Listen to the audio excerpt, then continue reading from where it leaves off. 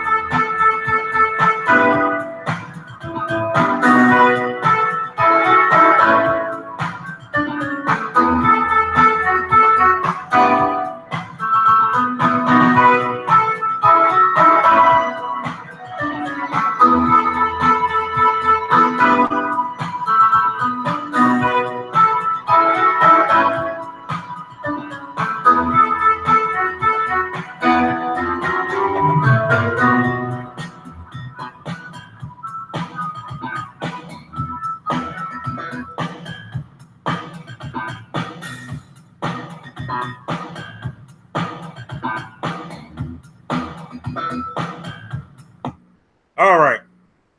That was longer than I thought. Sorry about that, y'all. Hello and welcome to the show. We are family. That's our logo. We're waiting on Tyrone to finish the logos up. If y'all been to the channel,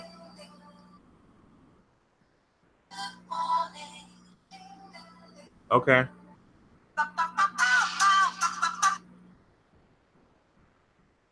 I don't know if y'all been to the channel, but y'all noticed the logos have changed.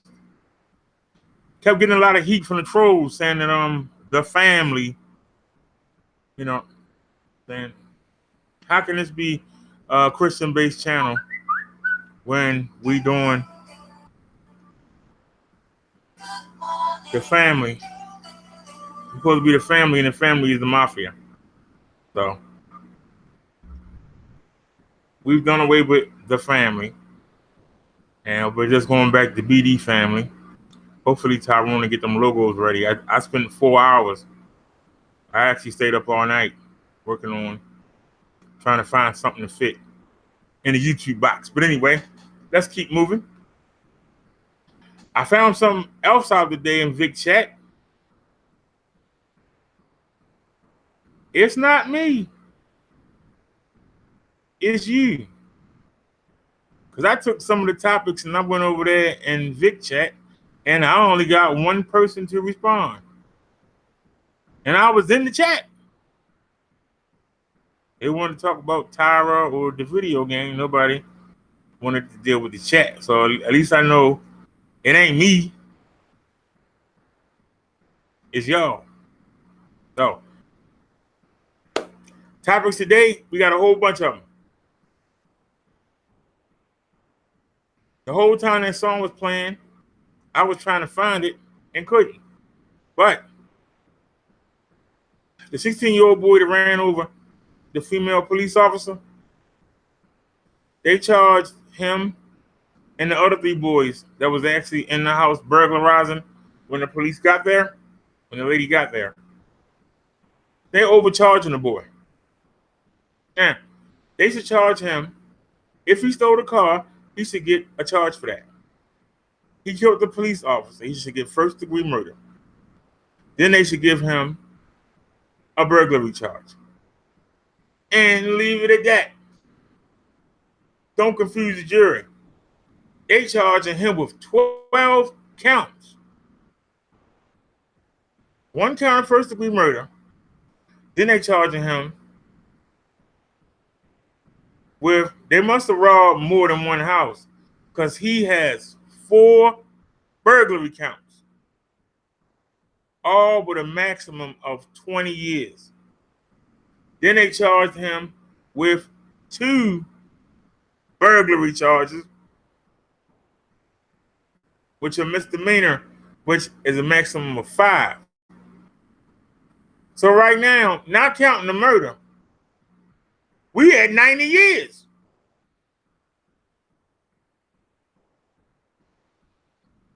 They stopped the death penalty here in Maryland. So on the murder charge, the most he can get is life. Why are you trying to get life plus 90 years? Does that make any sense? Why are you going to have a jury arguing and debating over all of these counts when they should just have 4? The boy's not going to see the light of day. The police have made sure that he's not going to see the light of day. There's no reason for you to put life. Life means your life. And then you're going to stick on another 90 years worth of charges, most which are going to get plea bargain down. Why not just keep it simple? Why are you going to confuse the jury with all these charges? And then you got to prove that the boy actually went in these residences. Because I would say I sat in the truck. I thought they were seeing girls. I don't know what that was going on.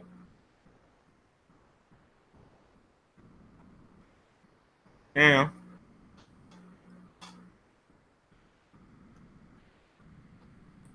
that was story number 1. Do you think the prosecutors are going to overcharge and minimize the murder with all these burglary counts, which are totally unnecessary? Trial should be about the murder. It shouldn't be about the burglary count. Who cares about the burglary? People got their stuff back. Focus on getting him on first-degree murder, putting him away for life, so that he never comes back on the street again. Had the jury focus on that instead of having them deal with 10 counts of burglary. What's y'all opinion before we move on? Let's see what the chat got to say. Nobody cares says hi. Nat says, what's good? What's going on, Nat B? Nobody cares says you were on early. Hey, the NBA Finals come on tonight.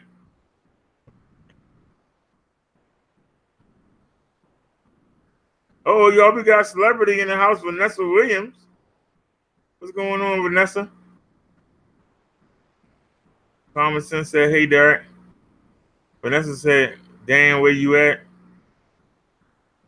Nobody cares says, hi, Carmen. Everybody saying hi to each other. Vanessa Williams says that's what they do. Yeah, but I hope that they don't wind up letting him get off on something because they got them in there arguing over all these burglary accounts. He killed the cop. Focus on that. Let the anger in the jury be brooding over that. Don't have them arguing. Well, I ain't got no fingerprints of him being in here, and ain't no proof he got out of the car. And you supposed to be dealing with the fact that he ran over a Baltimore County police officer. That should be the focus. It should not be whether or not he got somebody iPod or Xbox, because they actually got stuff named in the affidavit. Xbox here, jewelry there, clothes there. You got a young lady, 24 years old, that's dead for no reason. Vanessa said the state will be on overkill. Yeah, I just hope they don't overkill themselves. Out of a hung jury or something. What's going on, Paul G? Vanessa said, what's good? Nobody cares. Say hi, Paul. Paul said, what's up? What's up, boo? Thomason says, relaxing now. Nobody cares. Long work day. Nobody cares says good. All right. Those of you that rock with me, you remember that we were doing that show where we were showing Walmarts? Well, y'all Walmarts ain't as bad as ours. And we got two stories. Let me show you. Your Walmart's not as bad as ours. Let's do this disclaimer real quick.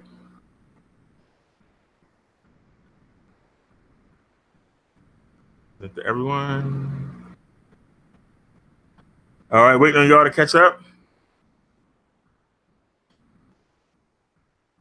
Copyright disclaimer under Section 107 of the Copyright Act of 1976.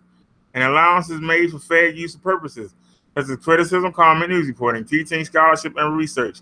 Fair use is a use permitted by copyright statute that might otherwise be infringing. Non-profit, educational, or personal use tips the balance in favor of fair use.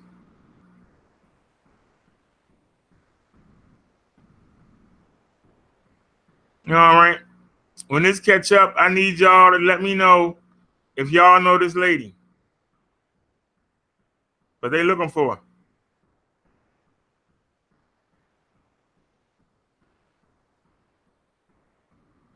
Take a good look, y'all. See if y'all know this lady.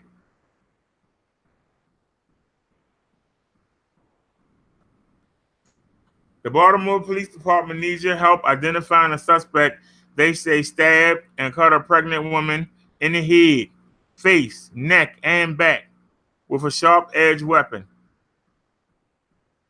At approximately 2:20 a.m., detectives were called to the 2700 block of Pennsylvania Avenue to investigate an aggravated assault. Police said the woman pictured approach a couple near the Red Fox Lounge and offered to sell them drugs. Baltimore police said that when they refused the offer, unprovoked, she stabbed the pregnant victim. The 21-year-old victim was taken to an area hospital suffering from multiple lacerations. During the course of their investigation, detectives were able to obtain video from a nearby surveillance camera.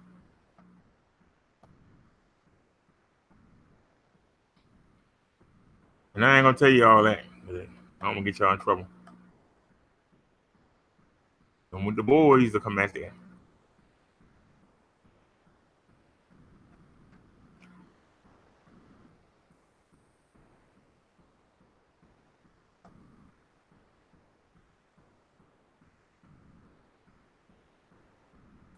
You're not gonna move, huh?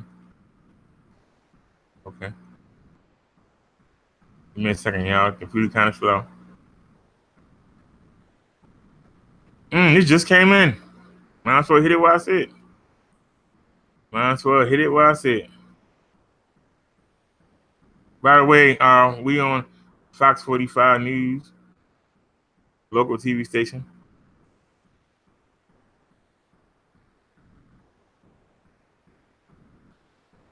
Two Harford County teen girls charged in attempted armed carjacking. Oh, ain't they some cuties?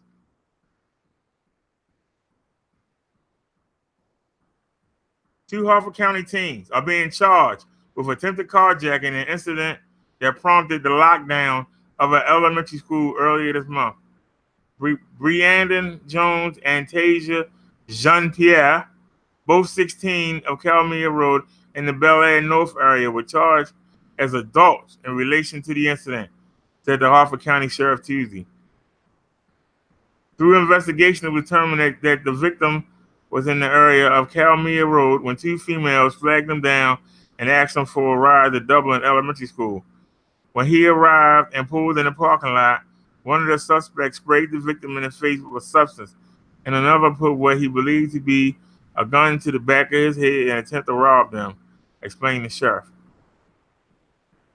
All three exited the vehicle, and the victim was able to run toward the school and request help, while the two suspects fled the area. They were detained a short time later by police and found in possession of a BB gun. The teens are being charged as adults of attempted carjacking, armed robbery, robbery, and first and second degree assault. Both are being held without bond at the Harford County Detention Center. You see how they throw all them charges on? It's ridiculous. You been and forgot.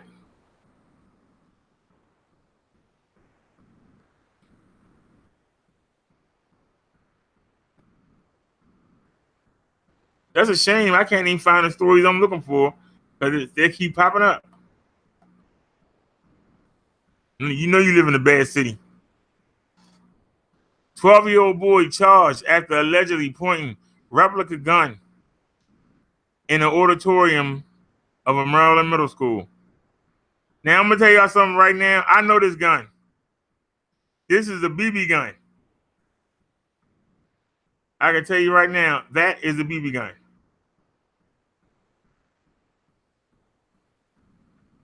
Are there any commercials? Traffic jam, Jimmy. Come on. Yeah, you know we're going to get flagged for this.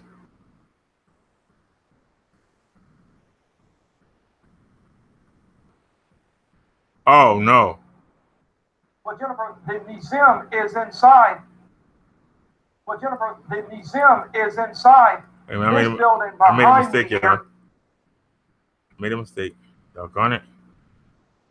Hope we ain't got to watch that commercial again.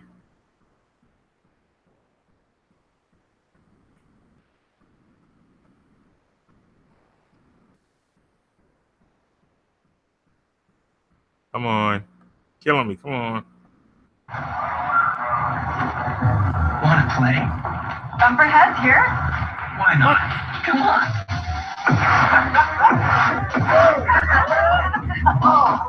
I can't pause the commercial. Play more, play delicious. I can't. That's crazy. I couldn't pause the commercial. A 12-year-old at a Rockville middle school yesterday. It turns out it's plastic, but the boy now faces a serious charge, threats of mass violence. Stephen Beatham with the moments of panic. The plastic gun, spray painted black, when a 12-year-old boy allegedly pointed it at a group of girls, it set off panic at Earl B. Wood Middle School in Rockville yesterday. I think the parents need to be more vigilant on checking their kids' backpacks and whatever on their way to school. The sixth grader and about 120 other students were in the auditorium for an after-school activity when he pulled out the fake gun. When he pointed it at the other students, some began screaming and running. The teacher supervising directed the students behind a stage for safety.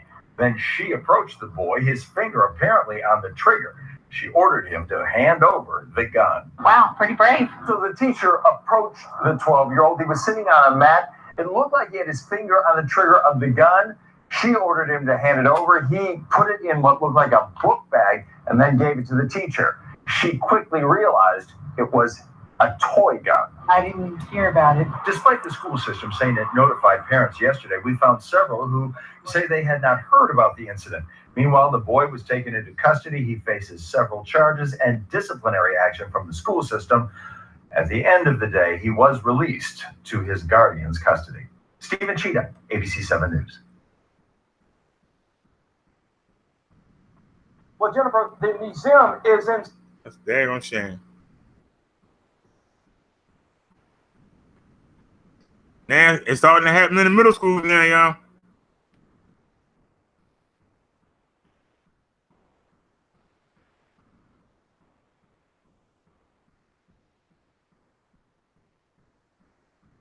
Wait a minute.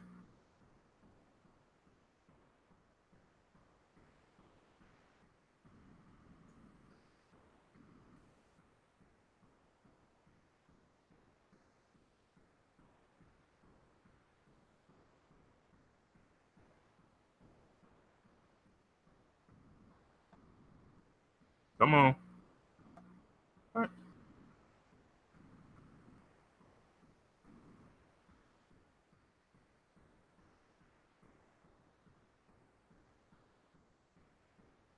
It's so much news here.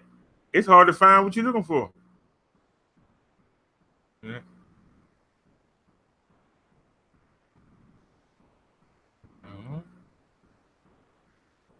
All right, here's one of them. Here we go. Here's one of them. All right, y'all. This gotta be. If you got elderly family, this got to be your worst nightmare.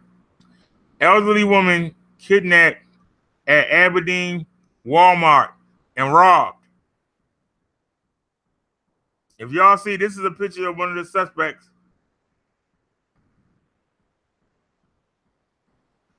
Police are searching for two men who kidnapped an elderly woman from Walmart in Aberdeen and forced her to drive them to several banks and ATMs throughout the county. The suspects are believed to be part of an organized retail fraud group that frequently target the elderly community. Two men approached the victim in the parking lot of Walmart on Pulaski Highway in Aberdeen. They told her to get in the car, and once inside, forced her to drive around, according to the Aberdeen Police Department. Blanket threats were made toward the victim that coerced her to cooperate, and as a result, she turned over an undisclosed amount of money to them, reported Aberdeen Police. Anyone who knows the identity of the suspect whose picture was released is asked to call the Aberdeen Police Department.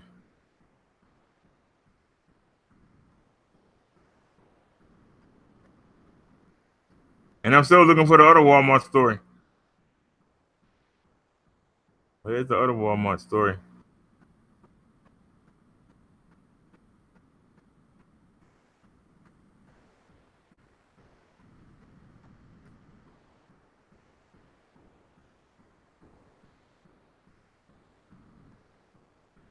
Come on.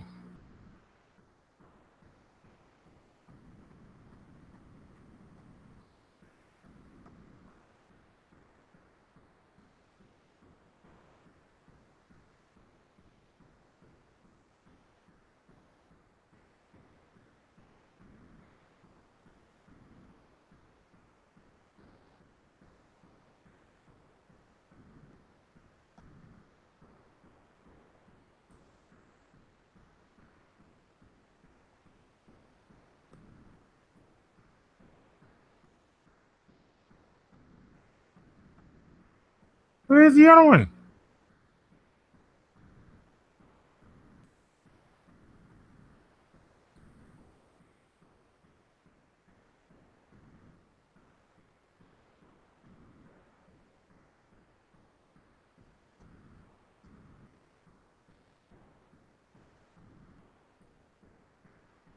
Still ain't found. Oh my goodness. Look what just popped up. Oh, you serious? Yeah. This ain't the one I wanted, but when will it stop? Baltimore school system honor students lost to violence. Please no commercial. Always gotta be a commercial.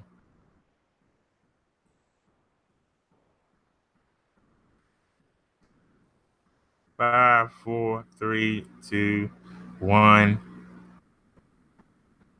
Go. Morning. When will it stop? Huh? Questions were asked. I mean, well, mothers, do we have to realize that we're crying before we realize, oh, we need to stop? Luther Drew Jemison, STEM Academy. 9.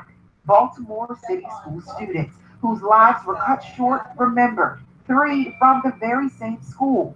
1. Andre Galloway, Frederick Douglass High School. Get close to home for one participant. So it hurt me, even though we weren't in the same school. I knew him. Some others didn't have a personal connection, but were touched just the same. So hearing those names, whether you knew those children or not, brings back memories and feelings of pain and hurt that have affected people personally. The head of Baltimore City Schools and the city's mayor issued a charge. I pray for peace in which our children can thrive. Okay, nobody I know cares. that peace is intimately connected to justice, and justice will only come when all of Baltimore's children become our children. We must resolve to protect our children, to protect life, to understand that violence is not the way. We can't afford another loss. We can't afford to continue this kind of pain. We can't afford another. Andre, I miss you. Love you. You always be in my heart. Peace. In Baltimore, Amber Miller, Fox 45 News. Okay. Well, Jennifer, the museum is inside this building behind me here. It will close. You are determined to play that video, ain't you? It ain't about nothing. All right, let me out of here. We still never found the other Walmart story. And that was a good one. Why we can't find a good Walmart story? That's all right. I had to do it myself.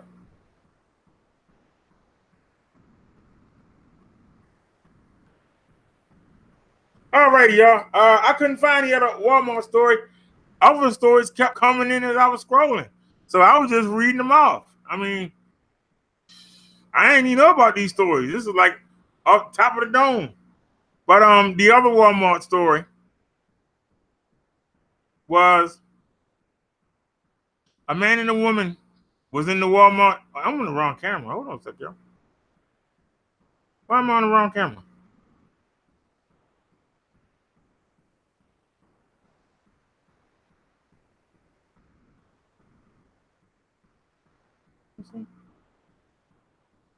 That's a good question. I'm on the wrong camera. Not a big deal, but it is.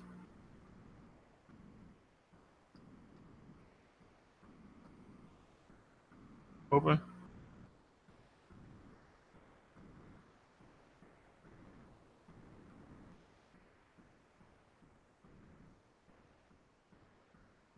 You're gonna take 5 years to open. Forget it. We'll just use the webcam. Boy, I tell you, I had the worst luck.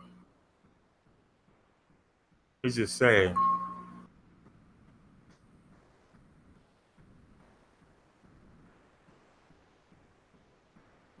Maybe if I unplug it and plug it back in. Oops. Unplug it. Plug it back in. Does it show up? Nope. All right then. Sorry about that, y'all. I was trying to program earlier called AltaCam, and it's kidnapped the daggone camera. So we're using the webcam. So sorry for the picture. Anyway, let's get back to the story. Couple was shoplifting in the Walmart. Their employees tried to stop him from leaving. Lady pulls out a gun and just started knifing people. And then they got a manhunt off for him. Because she swung it at a cop. So that's going to be a mess. I'll update y'all when I find the story. It got buried. But anyway, what are y'all thoughts on the stories? Because you just saw another example of just a little boy bringing that gun to school. They're going to charge him with 4 different counts. Why do prosecutors try to pad on so many charges? And all it does is make the jury debate harder in the jury room. And they usually be debating on the weakest charge, when they should be focusing on the biggest charge so you can get the biggest conviction. Why do you pollute them with so many things to look at instead of trying to get them to focus on what you want to focus on? And there's another kid. That's a county school, not an inner city school. That's another rural area where kids are bringing guns to school. Now, the last shooting, the boy shot a girl before he got tackled by the teacher. This boy had a fake gun, obviously younger, but he pointed it out. He pointed it at some girls. So what's wrong with these rural kids that they can't get along with girls? So they want to shoot him instead. Now that they like girls, for some reason the girls don't like them. What, they want to get mad and shoot every girl in the school? I mean, let me check my chat. See what y'all think. Where we at here? Vanessa Williams. Where we at?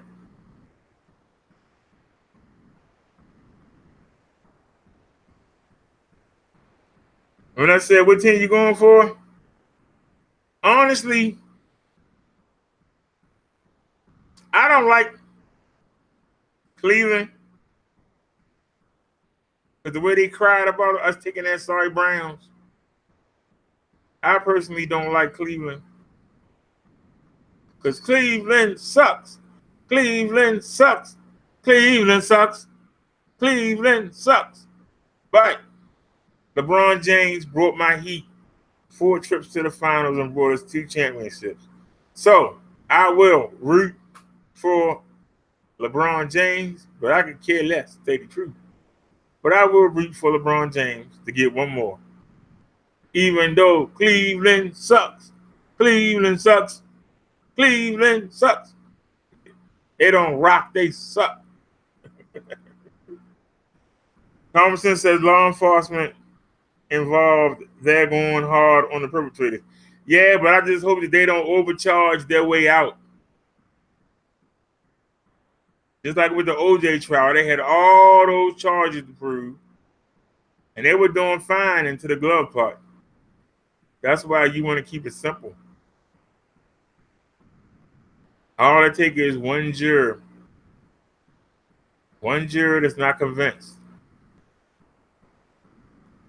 You want to focus on the fact that he ran that cop over, not that he took somebody's jury. Because the problem is, you got to prove he got out the car to get it. You got 10 counts of burglary on somebody that was sitting in the car. You add the whole element of stuff you got to prove. Prove he ran the cop over. Prove that first. Then worry about the small charges. If you get life, you can get a jury to get this boy life. He won't see like that again. Why are you going to try and tack on another 80, 90 years onto a life charge? How can you do that? He can't do the 80 and 90 years on the burglary charge. He got 5 years on the stolen car charge. The boy's 16 years old. You add 80 to 16, that's 96. Black folk don't live that long.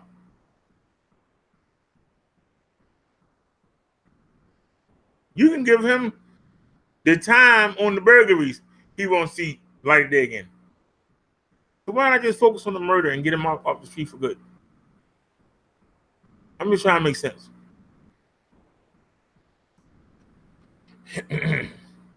Common sense says no Walmart in your town. Good. Vanessa says the Walmarts out here in Chicago all effed up. I believe it. Common sense says terrible assault. Do you shop there? I actually shopped there once. I actually used to live across the street from it for a couple of months. Common sense says laugh out loud, a beautiful mess. Nobody cares says, okay, y'all, I got to run. My kid has graduation practice at school. Hope y'all have a good night. Take care. Nobody cares says, BD, I'll watch the replay later. Okay, nobody cares. Common sense says, take care. So, alrighty, y'all, we just came out blazing with the news. Just blazing. Believe it or not, they have made it illegal to have a bicycle. See if I can get rid of this program. You know the kids that run the dirt bikes?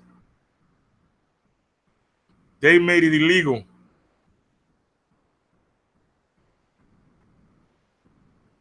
I told you to turn off and it came right on. That's crazy, but that's okay.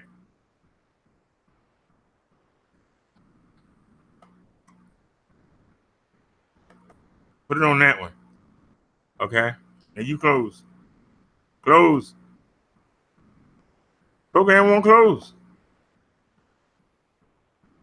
Not responding. No. Thank you. All right, Nick. Yeah, did we get our camera back? I'll be so happy. Yay. All right, we got our camera back. Okay, so two Walmarts not even that far from each other. You had an elderly lady, and that could have been your grandma, that could have been your mother.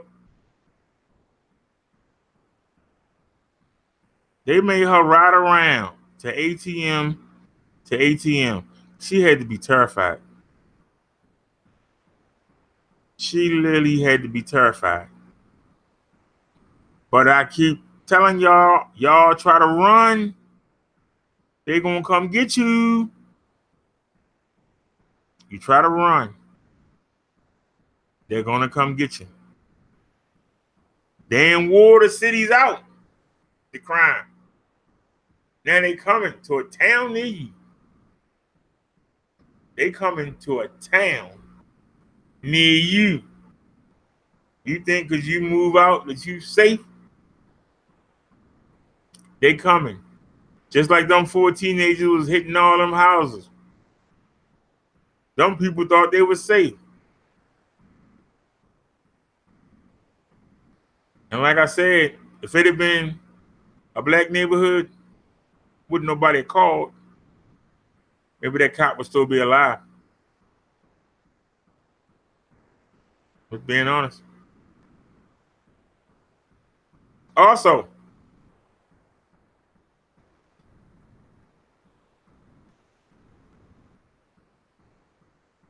The governor want to know why Trump not helping out with the flooding here. It's still places here still flooded. He's claiming that a flood supposed to happen every 1,000 years. It didn't happen twice within 2 years. Why can't he get no help?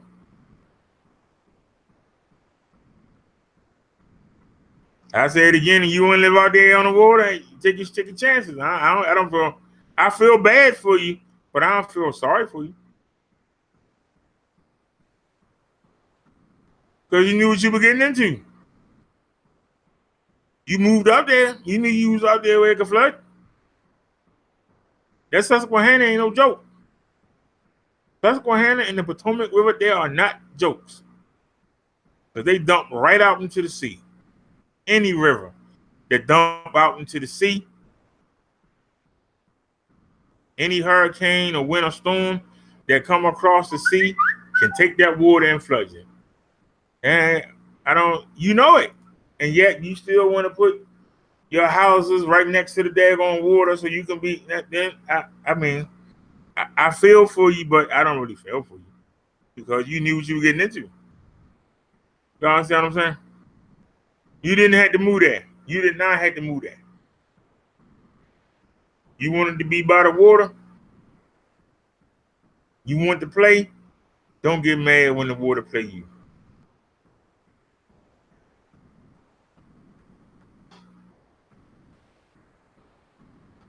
Now, the police still looking for that couple that was shoplifting at the Walmart. If my memory served me right, I think she tried to stab one of the cops as they ran. She either stabbed her or tried to. But seeing how they on the run, she must have stabbed her. Because why wouldn't the cop have him? Common Sense says the last I read of Trump, he was speaking about the Puerto Rican hurricane. Give me your honest opinion, Common Sense. What do you think about Trump? Just give me an honest opinion. It's a small show. Ain't nobody looking. I don't want the Secret Service at your house in the morning. Just give me your take on Donald Trump.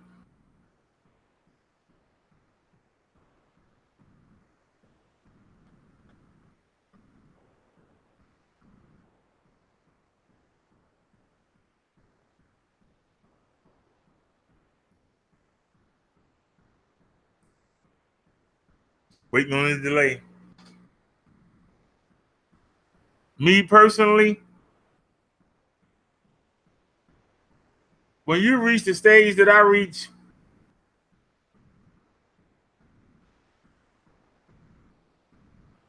when you at the bottom, whoever in charge don't matter.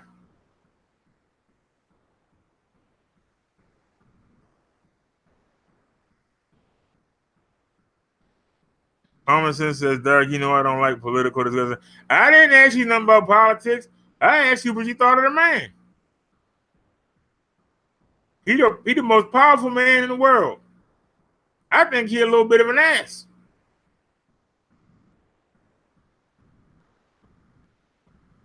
That's his personality, I think. I ain't got nothing against him. He's the president of the United States. Like I said, when you at the bottom, hey, honey, how you doing? When you at the bottom, he ain't going to touch my Social Security because they'll kill him. So, now he might mess with the SSI. He might mess with the welfare. He ain't going to mess with my Social Security. So, he can't do nothing to me. He ain't already messed up my Section 8.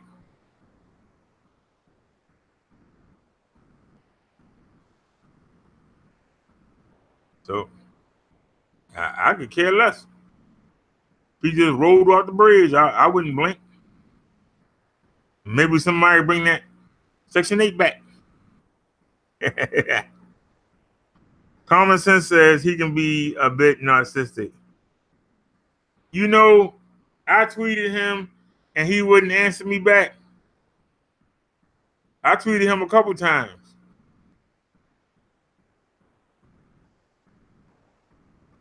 I told him about some ideas that I had that we could do to jumpstart the inner cities. You think he tweeted back? Heck no. Man said I could care less.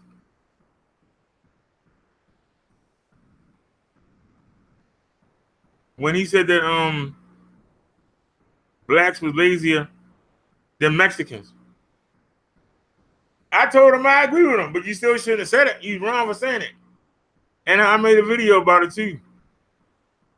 Of course, nobody watched it when I got 30 views on it. I said, yeah, you must agree too.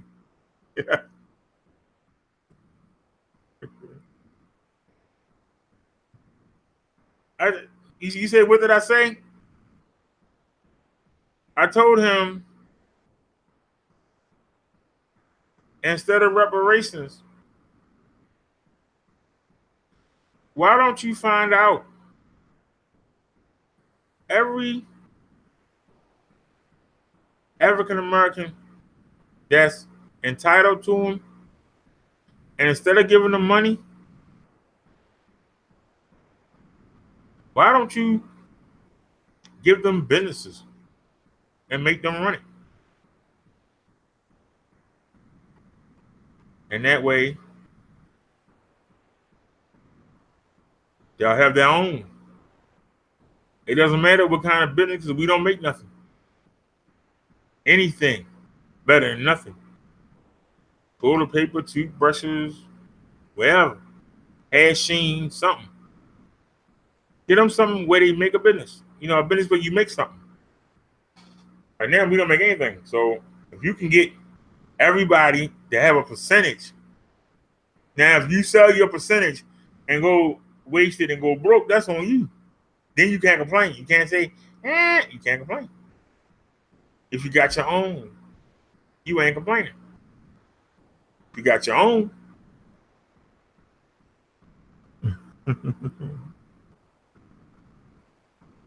Common sense said, laugh out loud, you're killing me here. Common sense says, how was your day, honey bun? Yeah, how was your day, honey bun? Honey said it was okay, looking forward to the weekend. Honey says, I'm also looking forward to a vacation next month. I need it so bad. I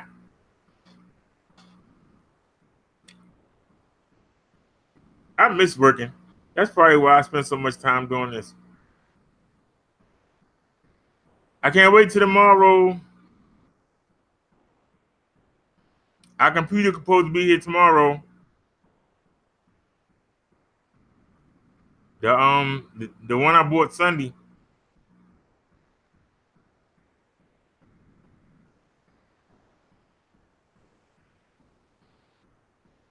I was watching the one Sunday, and I was watching 2 other auctions. And I was laying down in the bed, and they suggested another one. And it was almost double the power of what we got coming tomorrow. So I won the auction, but they mad now. But they gotta wait. They gotta wait till the 3rd to get their money. Now, what I could do, if the computer comes tomorrow and it does everything, if the 7010 is strong enough, I might not just ever answer that ad.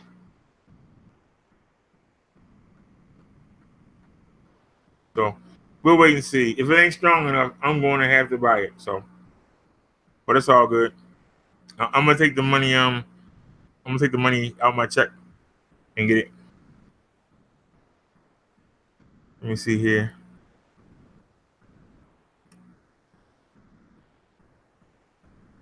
Honey said, "Should I wish I could retire now? Look, Emerson says, where you off to, honey? Honey says, probably going to Destin, Florida. Mandy says, really sad about that YouTube guy that got killed this morning. Honey said, I love the beats. Mandy says, hey, BD. Hey, honey. Honey says, yes, Mandy, it was sad. Mandy said, how you been, boo? Common Sense says, not far from me. I live at the beach. Mandy says, I'm good. All right, since Mandy brought it up, I wasn't going to. I wasn't going to bring it up. Because with the trouble I had with Truth Nation, with all the death threats that they made, threatening to come to Baltimore, threatening to have relatives come look me up, I wasn't going to bring it up. Because that kind of hit close to home. So y'all tell me what y'all think happened or what y'all heard, and I'll repeat it over the airways. So y'all let me know what happened. I personally didn't want to look it up. I come on here and tell the truth. That's the last thing I need to see. But if y'all want to talk about it, let's talk about it. Matter of fact,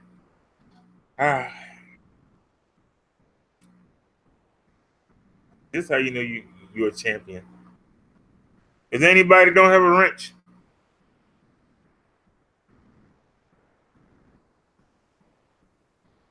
What's the name of the guy? I know his name's Zachary.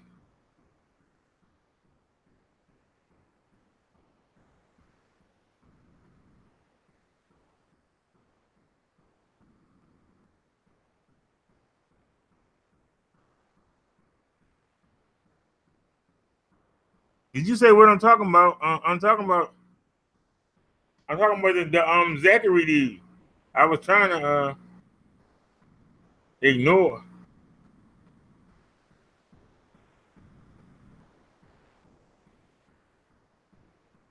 What was it?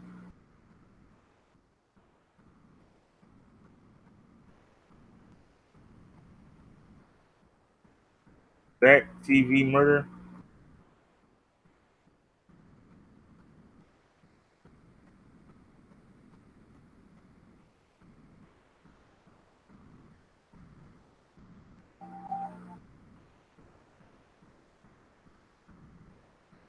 Hope I don't get flagged for this.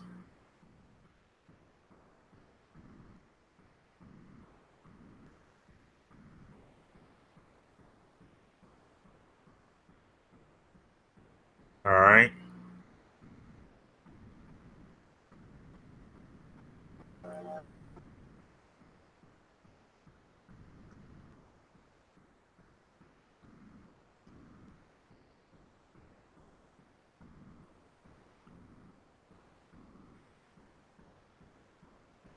I don't know why I'm not asking for a link. I don't know what the hell's going on.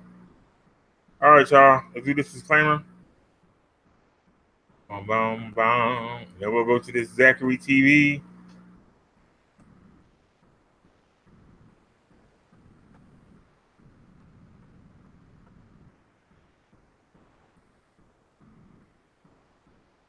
Copyright disclaimer under 107 of the Copyright Act of 1976. An allowance is made for fair use for purposes such as criticism, comment, news reporting, teaching, scholarship, and research. Fair use is a use permitted by copyright statute that might otherwise be infringing. Nonprofit, educational, or personal use tips the balance in favor of fair use.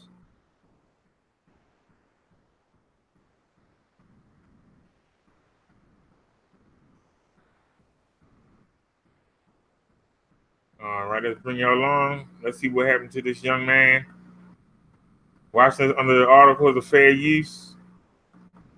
Oh, I hate using YouTube videos. All right, y'all. This is called Chirac Homicide. Chirac Homicide. Published May 30th, 2018. Title card: Popular Chicago vlogger Zachary Stoner was fatally shot while driving. I said, get it. Hey.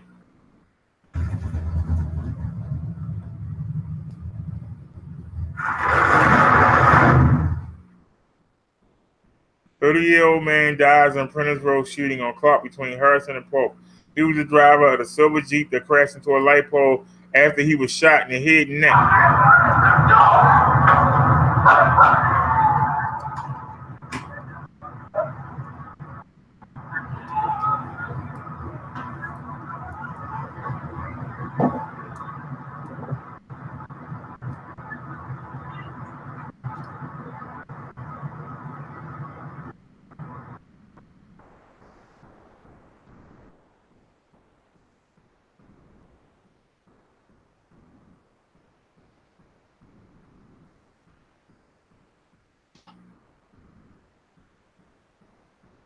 That's it.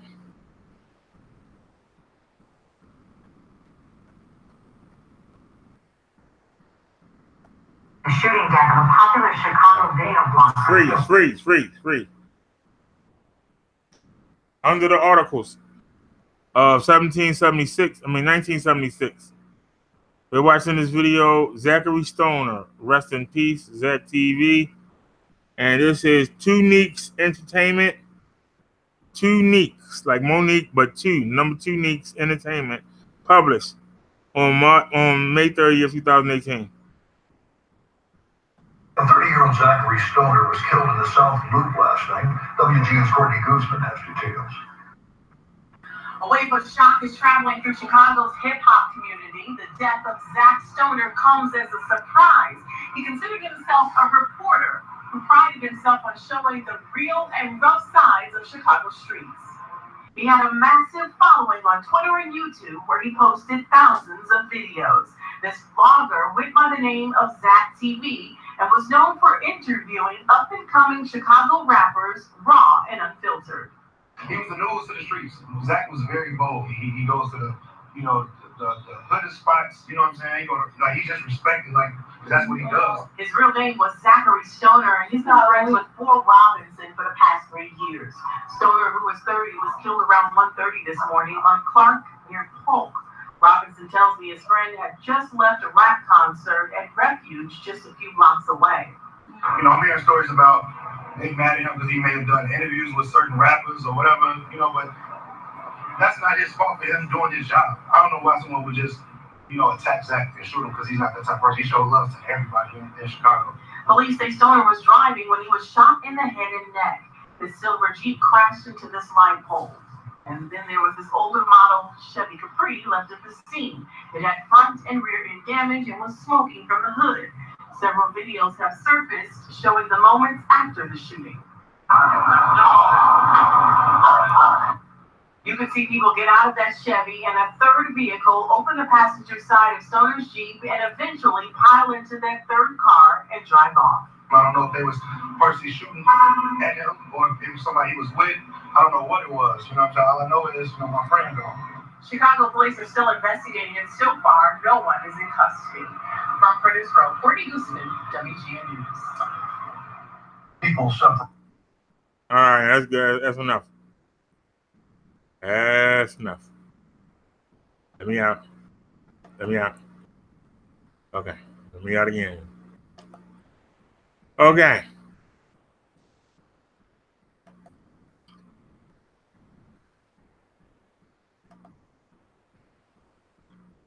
Now, I don't know if y'all remember, because some of y'all wasn't with me, but I believe last month,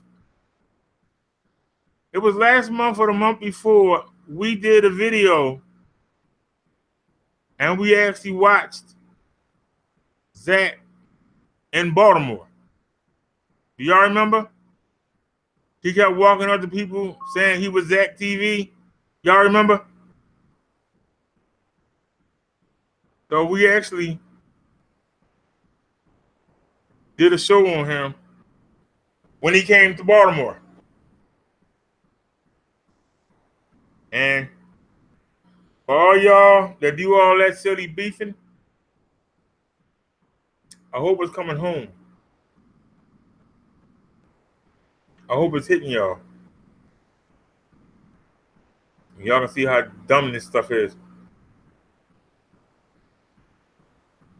All right, let's get back to the chat.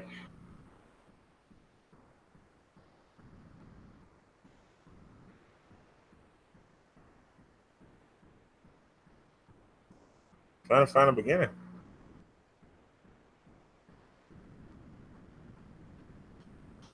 Mandy says he supposedly interviewed a certain rapper.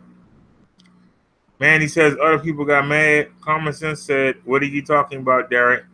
I was talking about the fact that when I first came on the scene,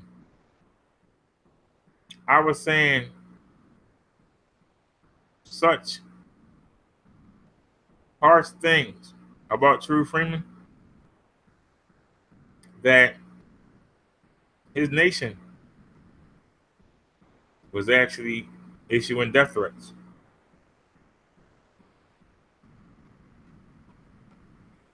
Seeing, actually hearing about that young man getting murdered, you know, brings back, really shows how stupid these YouTube beefs are. Puts it in perspective. Mandy Wood says, yes, Zach TV. Common Sense said, I heard you say something about death threats. I just covered that. Mandy said, I got more today, but they got the wrong address of mine, so they won't find me there. Ah! Mandy says, people are insane. Common Sense says, I don't watch the news much unless it's weather sports scores. Common Sense says he had a YouTube channel. Yes. We've had him on the show. He goes to Baltimore, Chicago, New York, Philly. He goes to other cities.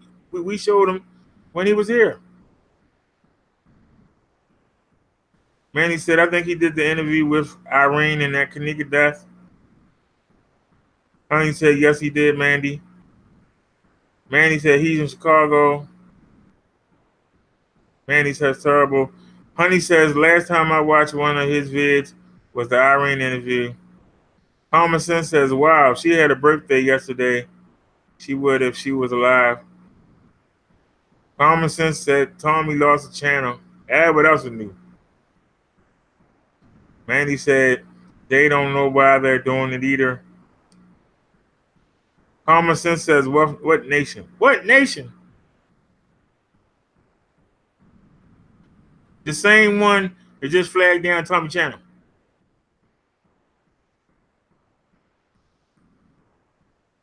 Mandy said they don't know why they're doing it either. Teresa Radigan says, hey everyone. Mandy says, hey Therese. Not familiar with that name, but welcome. Welcome to the BD Family Show. All right, y'all. So, sound like from the news report, the overhead helicopter shows people getting out the car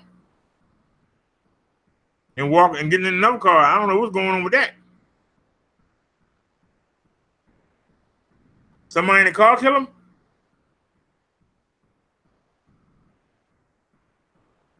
I don't know what's going on with that. But he gets shot, he did, and everybody get out the car and go jump in Noah. Just leave him.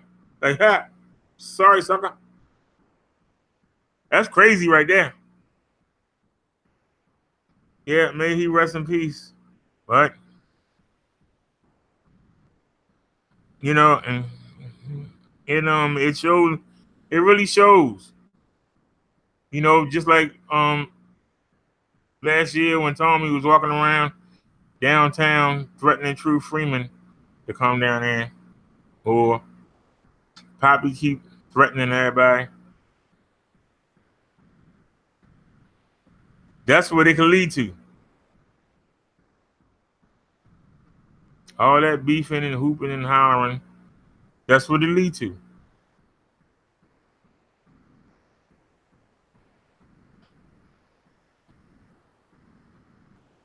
Like I said, I purposely didn't pay the story no mind because I really didn't want to cover it. but I got responsibility. But the fact that the helicopter pulled up overhead and everybody got out that car and left him. Everybody got out the car. See ya. Everybody got out the car and they got in another car conveniently. Helicopter came. They all got out the car and got in that car. Ankles away. Rest in peace. Hey, sorry, Zach. We got to go. I think that's kind of cruel. What do y'all think? Typical Chicago. Man, he said, sorry, BD. I had to say something. No, don't feel bad, because if I'm supposed to be a journalist, then I'm supposed to be covering it. It just hit a little too close to home. Shoot, the last time I was on somebody's show, I invited somebody to come in. So that's why I said it just, I be going in the chats and I be seeing y'all act like animals, and that's why I changed my format. Lost a lot of followers.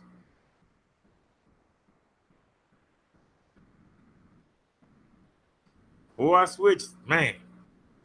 We was doing 300-400 views. Now I'm lucky to get 120. So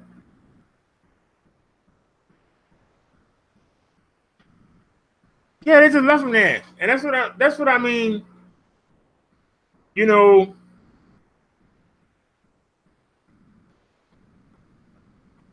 don't know if y'all know, but y'all know that there's a sergeant at arms that helped me run this channel, and there are 2 ladies in arms. And there's another person who I won't name. They all advised me not to do it.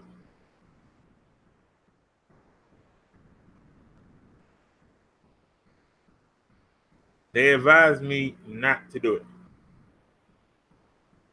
Cynthia G put a video out, and she got this feminine man on there, and they both talking like they both women.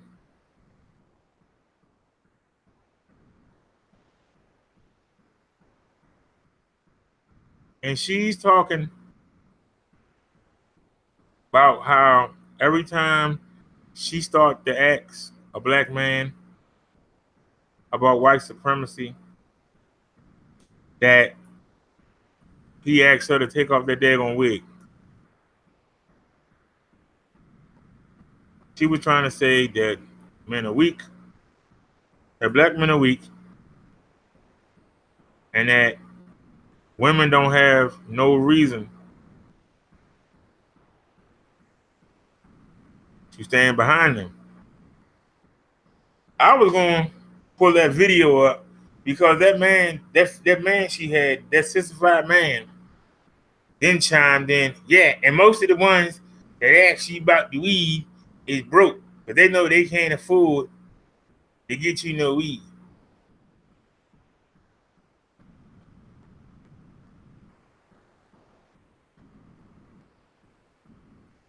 And she's like, and why do you think these dusty males want us to come back?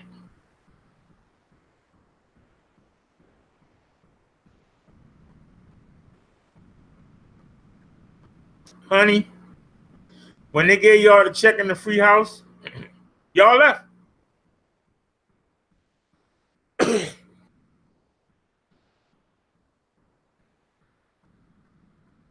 And y'all been raising the kids. And look what you raised. There ain't no taking that back. Independent woman. I can have another before your cab get here. All on Oprah, men sorry as hell.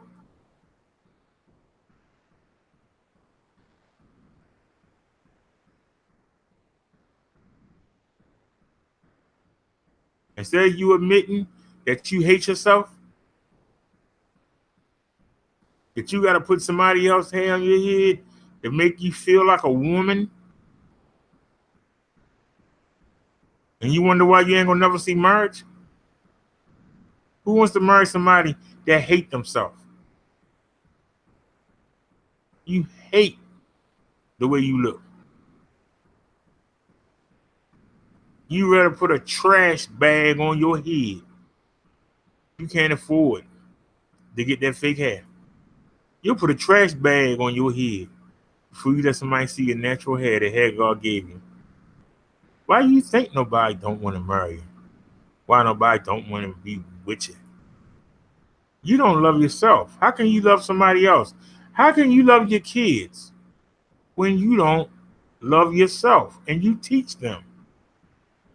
You teach the boys, you ain't going to be nothing like your father. You ain't going to be us.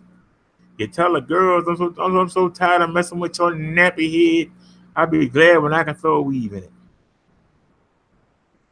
You making them hate themselves before they even get a chance. And then when they grow up and they stabbing and killing and raping and robbing each other, then you want to say, yeah, because there wasn't no men around.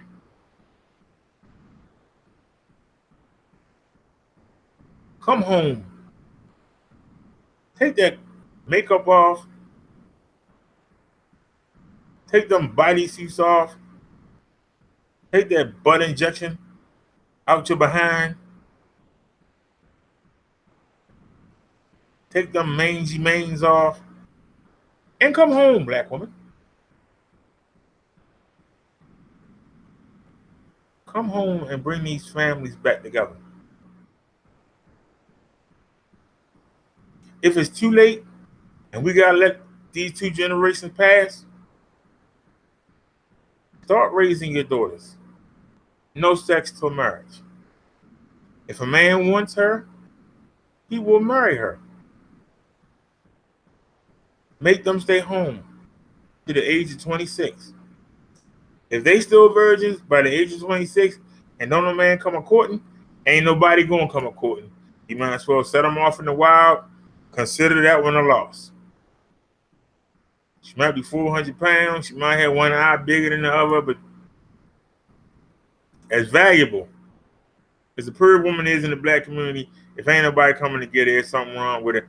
That's just a defect. You know, let that go in the wild. But they should not be allowed to get their own place until they're 26. Get them in a chance to come by and court her. She can't stay out all night. She gotta be home by 1 o'clock till she turned 26. She turned 26, put out. She ain't married by then, she ain't gonna get married. That's something that we can start doing with the babies now.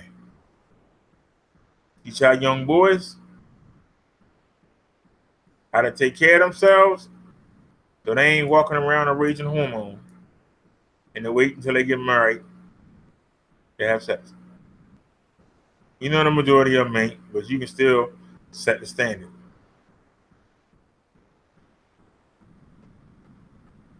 You can still set the standard. Let me see what my chat says. I'm not about to jump all over me. So come on with it. I know they're about to jump on me. Manny says, I wanted that to be the people in the car. Typical Chicago. Okay, we already read this. Let's move on now. Common sense says slow and steady wins the race. Manny said that's right. Common sense says I get lost after being away for a few days. Mandy Wood says weave. Come on, Mandy, you know what a weave is. You've seen black people hair, right? You see these women that got these black women that got these nice, shiny, long locks. It's some bald Chinese women walking around. It's some bald Brazilian women walking around. It's some bald Peru women walking around.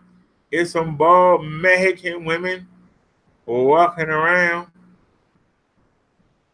They go shave their hair right off their head.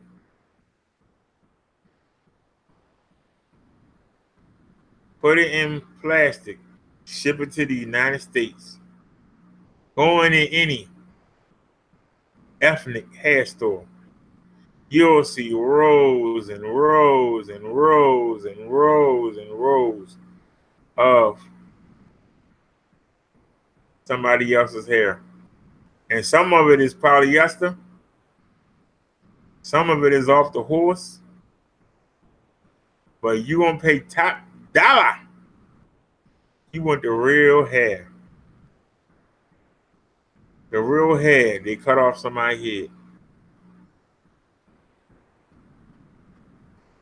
And then the women take their short hair and they braid it up or plait it up right, and they do it like a ring. And then they actually take a surgical needle and they sew the hair into their hair. And they wear it anywhere from 3 months to 6 months before they change it. So that means the hair be stinking. They can't get in the shower without putting something on their head. They gotta put a shower cap or a plastic bag. If you take them swimming, they gotta put a shopping bag on their head. I don't know. I've dated a woman that had the extension braids. I've dated a woman that had a wig. I've never dated a woman that had a weave. I wouldn't want to. Manny Wood says, Dr. Cigarweed. Manny says also, did you know about the Houston Texans player who got accused of sexual assault? Oh my God. Kevin Murphy, that lost his NFL contract and can't go back to Michigan State to finish his degree. He said he's fighting it. And he says, I love my natural hair like you see in my profile. But to get my hair break, I do install braids here and there. Take good care of my natural hair, even in a protective style. Common Sense said, that's awful, man. Was he charged? And he says, I'm in 3 years natural, by the way. Manny Wood says, yes, they emailed an old email, and he couldn't contest it at the time. There's a story on YouTube. Manny said, he said she refused a condom, so he said bye. Manny said she got mad. She said, no way, you're white and I'm black. No, yeah, she got mad. He said, no way, you're white and I'm black. Manny said, it wouldn't look good. Thomason says, a condom use fight? Weave, okay. I didn't know what you said at first. Weave or weed? Manny said, yes, Carmen. Manny said she wanted to be that bad. No, she wanted to get knocked up by that player. So then he gonna have to take care of that kid, and she ain't gotta work no more the rest of her life. That's what he was trying to do. And he wasn't gonna give her the kid. Well, I'm sorry. But if the ratchet can't get what they want, nobody. That's why they tear each other down. Nobody can get nothing. Manny said, wouldn't that be hot on your head? They not thinking about that. They thinking about trying to look European. They want long hair. They want just fan hair, like the Japanese do and the Chinese do and the Mexicans do. They want to do it too. They feel inferior. They won't admit it, but they feel inferior.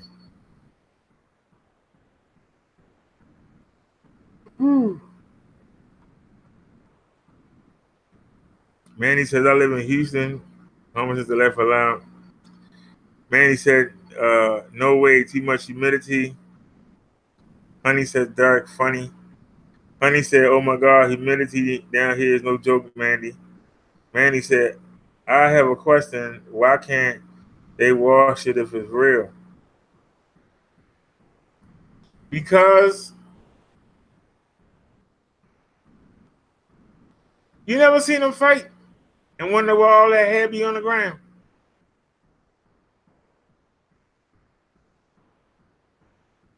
You never seen a video of a black woman fighting and the hair be on the ground.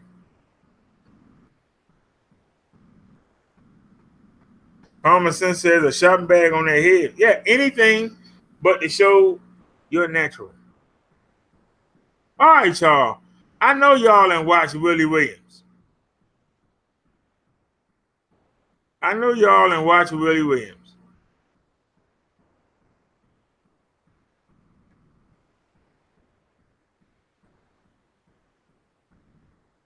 Manny says natural hair is just better for you. Therese said probably glue, Mandy. Honey says yes, and when I do wear braids, I only keep it in for 2 or 3 weeks. Honey says where? Mandy says, oh yeah, I see white girls wearing the glue one. Manny said, I think they come out and you get new glue strips. Manny said they were in college at the time. Manny said she came forward. I call BS. Therese said, I've seen girls boiling hot in Florida summer heat wearing those huge weaves. I've been confused how they survive. Manny says, Ward getting there too, I bet. Manny says, yeah, I watched them. I don't know if y'all watched it, but Tommy Sotomayor, he actually had a video where the girl was running track and she was doing the you know the jump, you know where you got the stick and you hit, they call it, what's it, the vault, and you jump over and land. The girl sat there and went and she jumped halfway through. Daggone weave came off. She landed, they marked her, and she ran back and picked the weave up, and it had all that sand in it. And she said they were trying to put it back on, even though it had all that sand in it. Everybody had already seen it here, but she was so embarrassed by somebody seeing her head. Not that the weave came off. It didn't even matter that it had sand and stuff in it.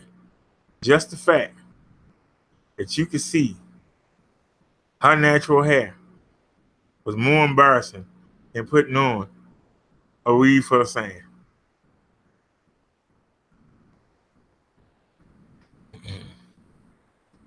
We said it gets boiling hot in Florida summer. He wearing those huge weaves. Manny says water gets in there. Manny says, yeah, I watched them. Manny says, yes, so sad. Manny said, no, yeah. Was it the hurdles? It might have been the hurdles. No, actually, it was 2 different ones he showed. One he showed was a girl in a race. Another one he showed the girl did the high jump. And Tommy kept rewinding it back because it was a white dude that worked there, and he was kind of in the middle, and he was just standing there, and the look on his face when all the girl head just came and landed right in front of him. I think I know what I'm talking about. That was hilarious.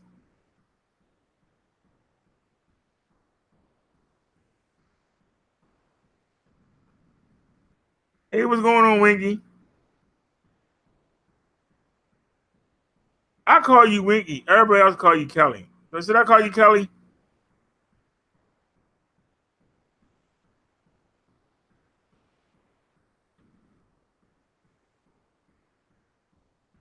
Oh.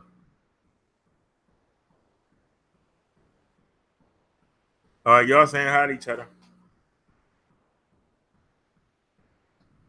I'm afraid I'll get flagged.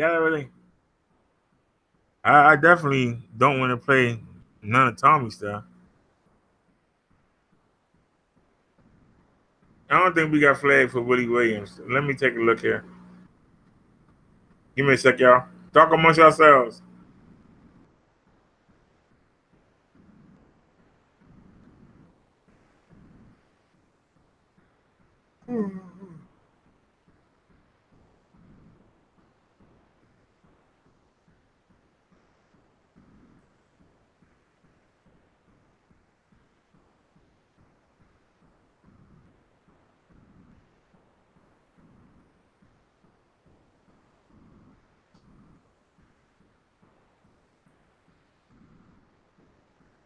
Hold on a sec, y'all. Keep talking amongst yourselves.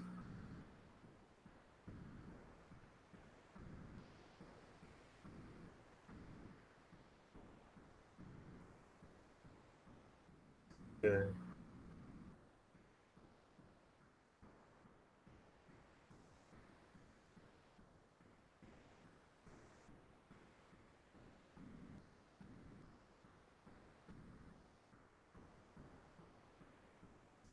I'm typing, y'all. Hold on. Gotta find y'all something.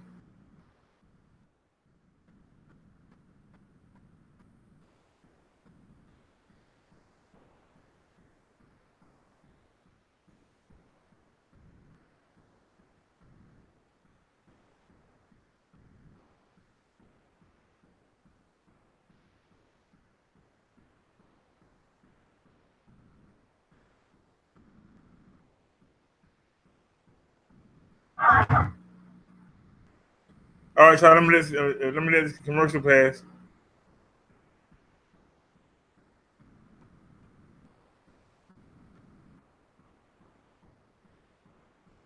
Anymore. Yes. No more tricking the homies. No more tricking the homies. No more tricking. All right. And they still want to do it. Pause, man. Okay.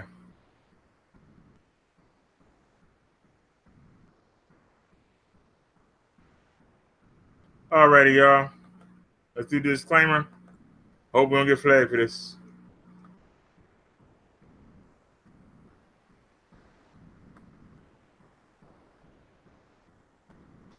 All right, waiting for y'all to catch up.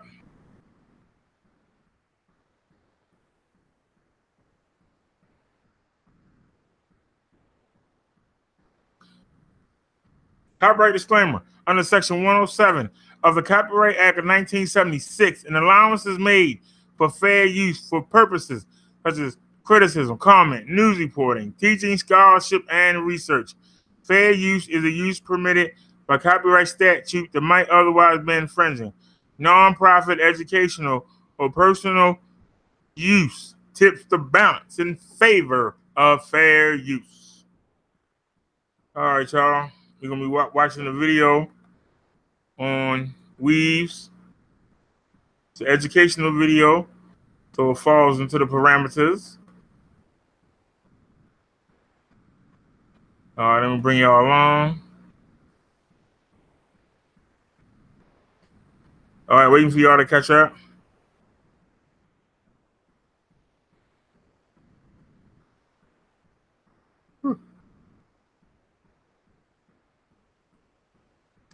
There we go. All right, y'all. Black woman going bald. The drop presented by ADD. And ADD stands for All Deaf Digital. Publisher name, All Deaf Digital. ADD. Published April 29th, 2016. All right. Let's get it. Let me unmute it. Is there anybody that ain't got no wrench? Any wrench holders are missing? What's up, guys? Welcome back to the drop. I'm Shadow One says, how much for a hoodie? and I'm trying to fuck a big booty trainer bitch says $80. And you better respect my price. Respect. All right, y'all.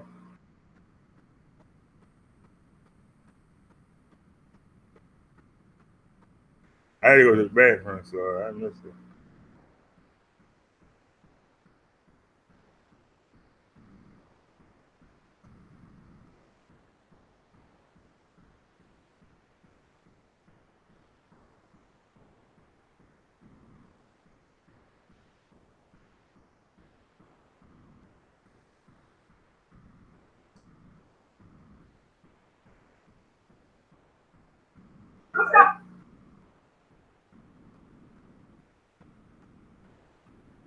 All right, y'all, give me 1 second here. I got to do the disclaimer again.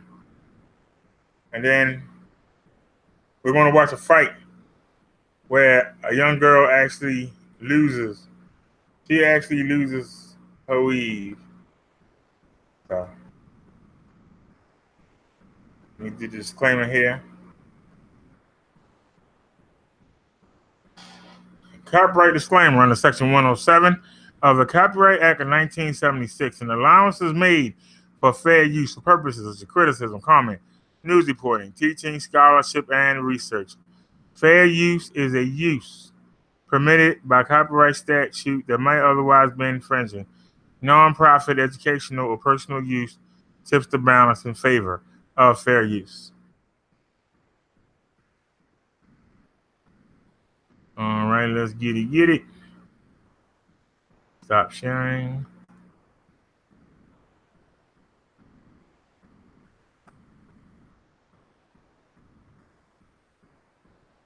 All right, who we looking at here? All right, this is called Girl Fight Weave Pulled. Who is the publisher? Publisher is King Mo. Published on December 4th, 2016. King Mo is the publisher. All right, let's get it, y'all. Thank you, King Mo.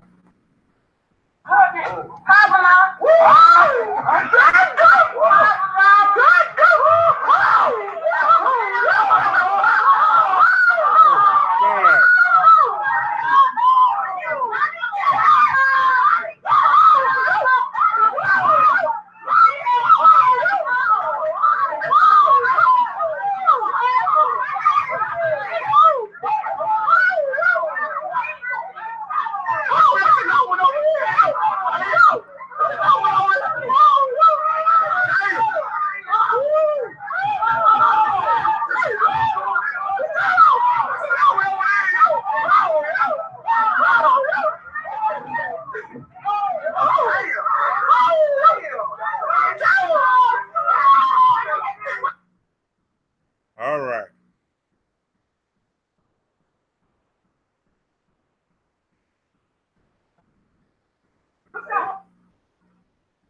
Okay. All right, let's get back to the chat.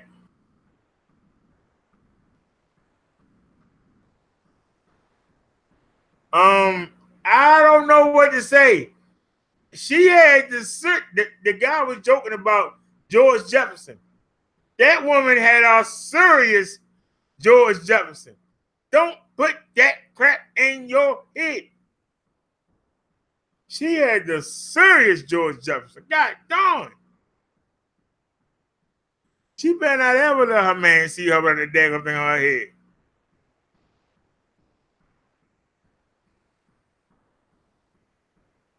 Man.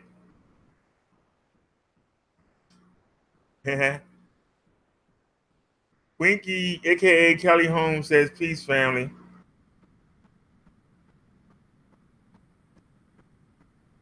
Y'all saying hey to each other. Teresa says the cheerleader. Winky says my sisters. Manny says, oh my God, yes. Okay, so Winky, I call you Winky. Teresa says, men's it's Winky, women it's Kelly. Laugh out loud. Okay. Mandy says, I love him. He cracks me up trying to get him advice. Teresa says she bored at work. Winky said, Brother D, you ever listen to Jesse Peterson? I like him.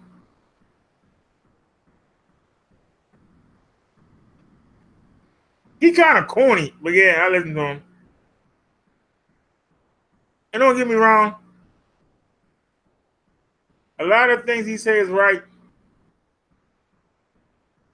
but he don't know how to come across without seeming like he, is Uncle Tom.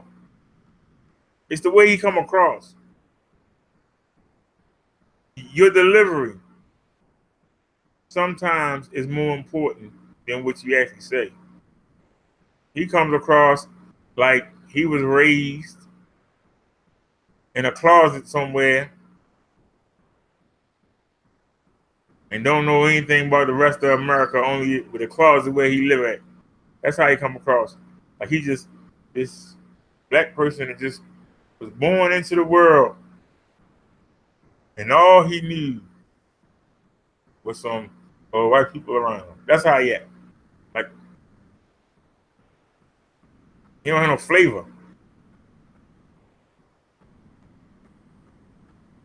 Mandy says Jesse Lee Peterson is awesome. I mean amazing. Teresa says awesome. I am Ray. Mandy says WW is boss. Who's WW? Mandy says yes she is, Mandy. His show this morning was good. Mandy said laugh out loud, no more tricking the homies. Mandy says oh no to San Andreas. Mandy said I like her hair. Which one, the one on the ground or her George Jefferson ball spot? Ricky says, Mandy, me singing and calling my baby girl a hair-headed hooligan made her stop. Her hair is so pretty. Mandy says, I gave all my potted plants to the plant hospital, a.k.a. my mama. Mandy says, well, I personally think that last lady hair was gorgeous. All natural textures are beautiful. Mandy says, I agree. Winky says, but I think if we have to do so what, because believe it or not, my hair has been considered to be good, but growing up, I hated it because I couldn't do nothing with it. Mandy says, I don't know why she would cover that in the first place. It's beautiful. Mandy said, yeah, Kelly, it's a woman's preference. Mandy says, okay, but Jesse Lee Peterson doesn't care, and that's his point. He's trying to make a point. He used to be the opposite, BD. Mandy says, Willie Williams. Yeah, Willie Williams. Ricky says, oh, love, bro, Derek. He's not cool. He actually got the same ideas you have about the black dog. No, I'm telling you, a lot of what he says is true. But his delivery, the way he come across, see, like Tyreek would call like Tommy a coon. But when you think of a coon, just the way he act, that's the image you think of. You understand what I'm saying? I'm not saying he is. I know he's not. He's a pretty cool dude. I watch him. And I like how he be trapping people.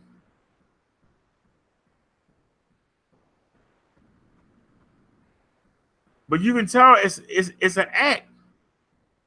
He's acting, I guess, to get people to watch him. Maybe I ought to get it act like that. Maybe I'll get more views. Maybe I ought to come up with a gimmick to make people watch. But like I said, he's somebody. He's successful. My only problem is he still don't do this. He don't.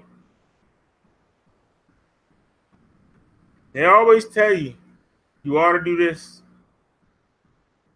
You ought to do that. You don't do this. You don't do that.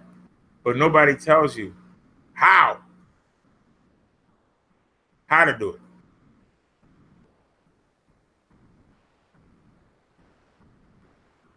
If you was to say, Mr. Jesse, how do I get the way you are?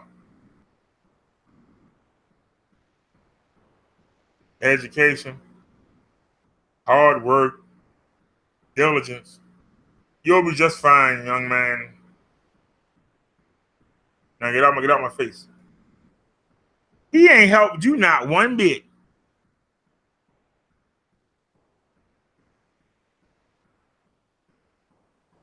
Now, if the position was switched, and had I been in the place, so, ED, how did you get to such a lofty position? Well, first thing is spiritual. Walking with God, 1. 2, try to figure out what you're good at. 3, try to find people in your circle that's good at what you're good at. Maybe y'all can pull your resources together, and maybe y'all can go out and create some businesses. Maybe y'all can actually start creating something rather than just working for somebody else the rest of your life. You might have to work for somebody until you can get to that position, but your goal should be to have your own business. And not a business where you sell somebody else's stuff. You want to create something so you can sell it to a business to sell. That way, that business always got to come back to you to reload. So instead of being the buyer and then trying to make money off what you bought, sell it to somebody else, why don't you start making the product? Put a store in the front of that business and take it from the back of the store to the front of the store. Now you're not only employing your circle, but now you need people to run the front. So now you've hired people and giving them jobs. People that work in the store is going to tell their friends and families to come to the store. So now you got money that usually leaves the black community. It's staying. And if you can get enough people to do that, the money will stay in the black community for a cycle or two rather than going right out. That's what I would tell them. Who on YouTube have you heard say that? I ain't heard nobody. I'm being honest.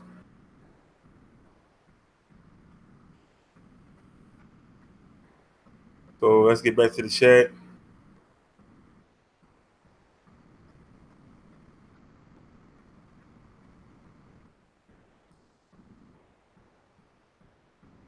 Ricky says he started a program to help young men begin their own businesses. Glad to hear it. Mandy said, yeah. Winky says everyone is not the same. Therese says Jesse, he's very posh. Mandy said he assumes people should have common sense.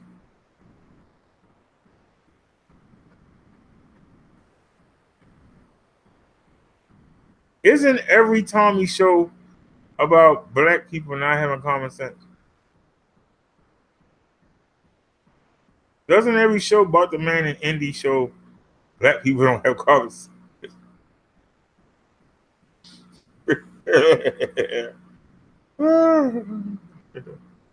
Mandy says in the group. Winky says fact, Mandy. Mandy said laugh out loud.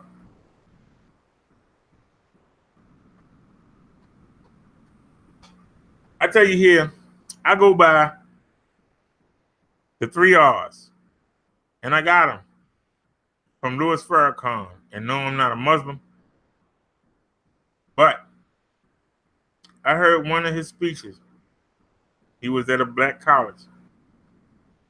He was telling the young men there,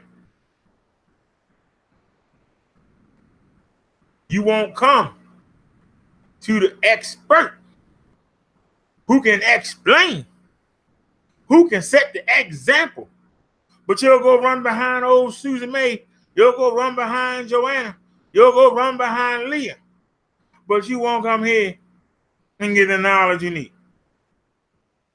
Now, I borrowed the 3 R's from him because I'm going to expertly explain to you and then give you an example that you can walk out the door and start actually putting it into work the next day. That's why when I say nobody else on YouTube does that. Everything I teach is up the 3 E's. I'm going to expertly explain it to you. So either you ain't got no common sense, I'm going to break it down for you. And I'm going to tell you what you need to do. And you can start it tomorrow. If it was early enough, you can start it the same day.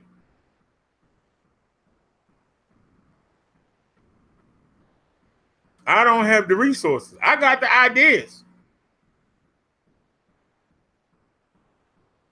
But since I don't have the resources, until somebody comes along does, I try to teach y'all things that y'all could do to make your life easier. I'm waiting on Salt to get here. I met today in Vic chat. She asked me what the shoebox challenge was. I was going to explain it. And she hasn't shown up. But the shoebox challenge, the jar challenge, that alone can empower you because they'll have you financially ready in case of an emergency. The fact that I tell you to go outside and actually get to know your neighbors, to actually get to know the people in your church, not just say something to them when the reverend say neighbor, neighbor, but actually mill around and hang, see if anybody is like-minded like you. Like-minded. Anybody that thinks like you, has the same religious and morals you have, might have the same training you have, might be in a similar job field. You could be sitting next to somebody in church and not know he's a supervisor in the same field you in, and he might have an opening, and you sitting right next to him because you don't say hi. You would never know. It could be somebody on your same strip. Might have a better position than where you at now. You'll never know because you don't ask. And this ain't just for black folk, it's white folk too. That could improve your position.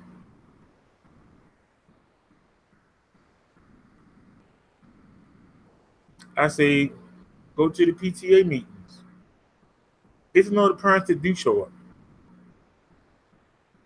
The other ones are too sorry to come, but maybe y'all could do something to improve the curriculum at the school. I also teach, if you know that there's a trifling parent on your block and you see the child got raggedy clothes, the child look daggone mess, throw the shoebox for that child.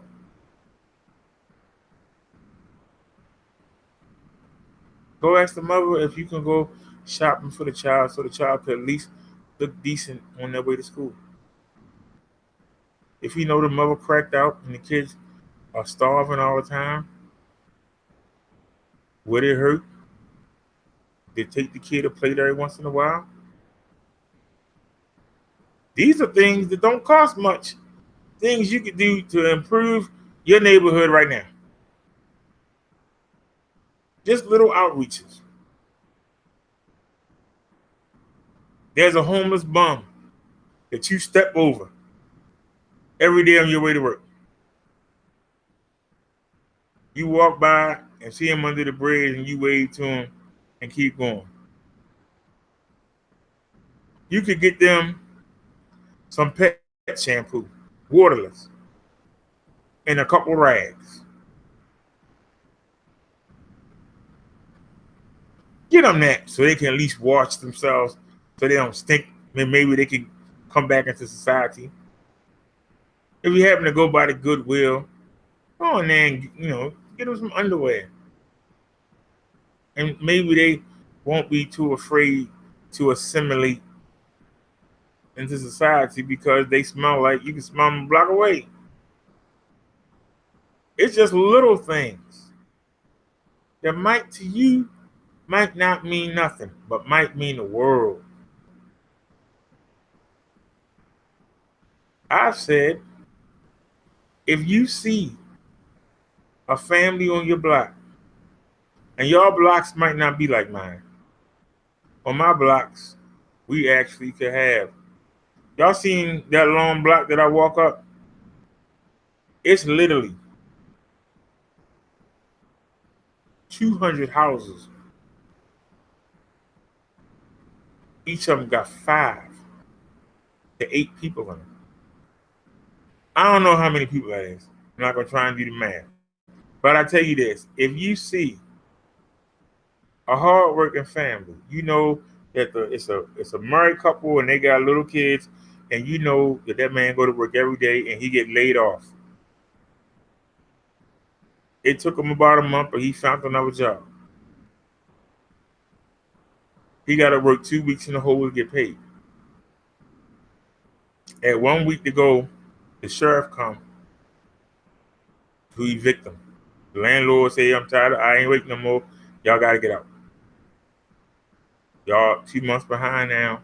See, you pay a security deposit.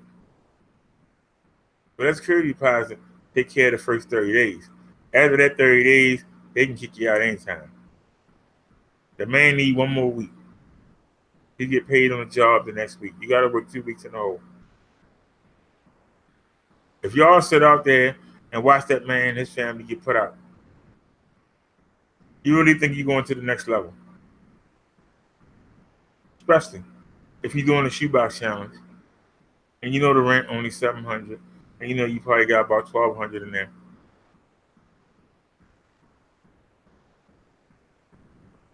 Even if you say I'm not going to spend the whole $700, you could go out to every neighbor that's outside being nosy and say, whatever y'all put up, I'll match it so they can stay there.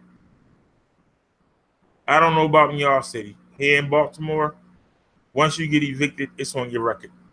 Every time you go apply for a house, bam, it's right there. As soon as they put your name on the computer, it's right there. It is so hard to get a place after you've been evicted. It's like a curse. It's almost like being in jail. And you have to put on there while you got locked up. But this automatic, like bam. You're going to have that family lose their stuff. But they're going to throw it in the street.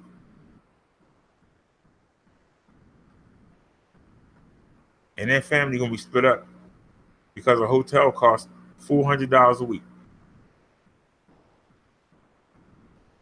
And they're going to go under. And chances are, if the man got family, they don't like the woman, the wife. And if the wife got family, their parents probably can't stand the sorry husband she married. So now the family broke up. Now one on this side of town, one on that side of town. Chances are they ain't gonna never get back together. You had the chance to stop that. But you sat there and just let it happen.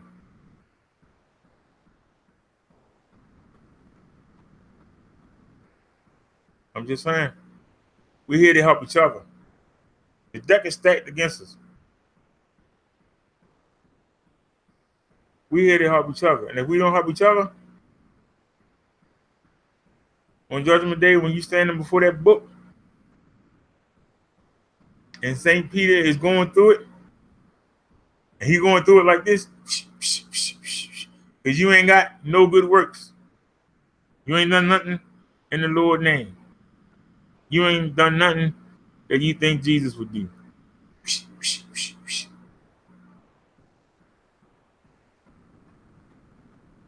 And while you standing there, you're going to think about all the times you could have done something.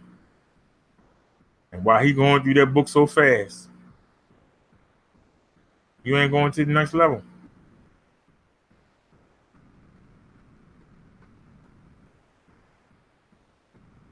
Now, if I can find somebody that has some resources, like some entertainers, some basketball players, I got some real things that they could do for the community and make money for themselves. I got plenty of ideas. They come from upstairs. I envision a city being run by black people.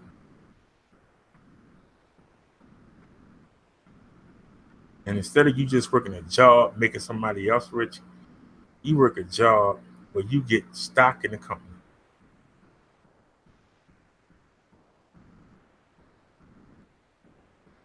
So that when your children come out of school, they can come work at their business.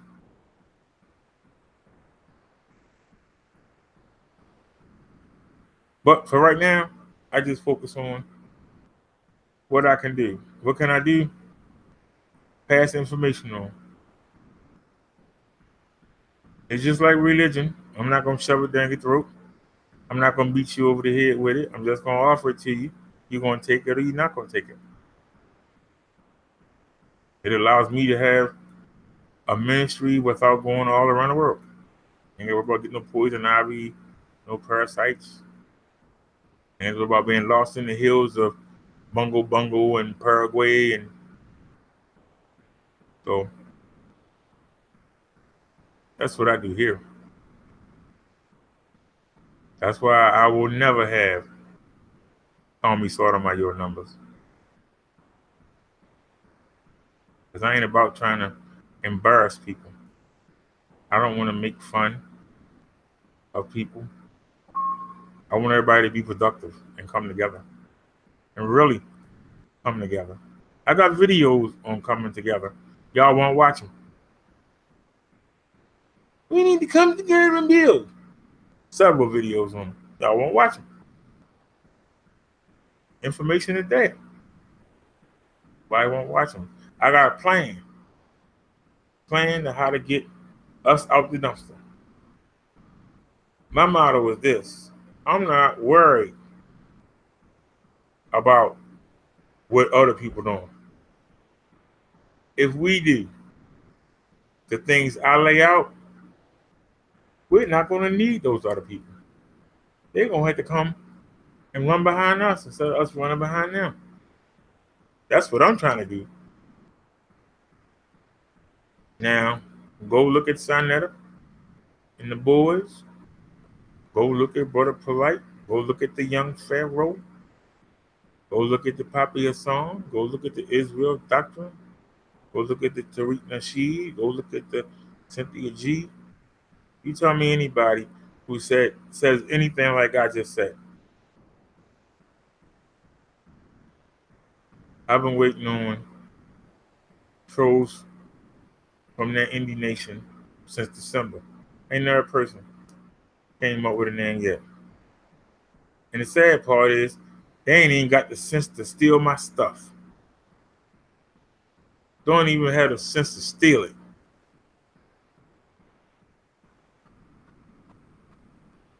So let's check the chat. I see we dropped the ratings a little bit. That's what happens when you start telling the truth.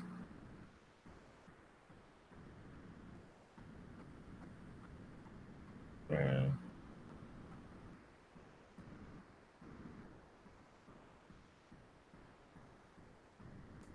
R.E. says, hey, Brother D. 3 says, I have a woman homeless with schizophrenia come around every day. We all tried to help, but she refuses us, and it hurts not to know what to do. And I would offer you some advice, but you said you'd be right back. Are you back yet? Are you back yet?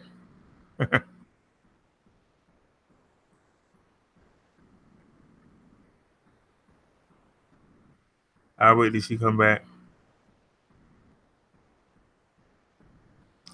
Now, the fact that the lady comes around every day is a good thing. All you can do is find out what she needs and try to make her as comfortable as you can.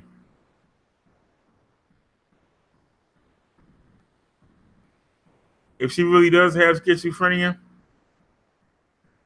it's not going to go away. All you can do is make her as comfortable as you can. And if she come by and see y'all every day, she's comfortable around y'all. That's what you can do. I'm dead serious. That's what you can do. Sometimes the most important thing you can do sometimes is just be there for somebody. Sometimes the most important thing you can do is to be there. The fact that she comes by every day means she's comfortable coming by every day. You just do what you can for her. Don't let her take advantage of you, but do what you can for her every day. That's all you can do. If she don't want no help, she's comfortable doing that. You gotta let a person hit rock bottom.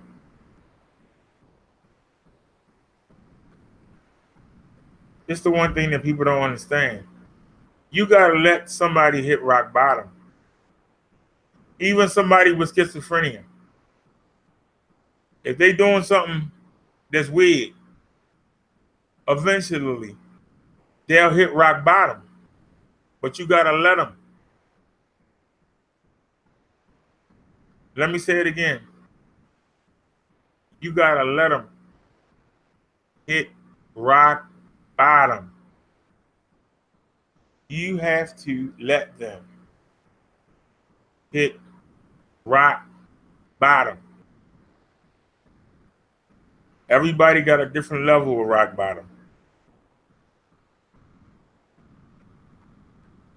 When they hit rock bottom, then they'll accept the help.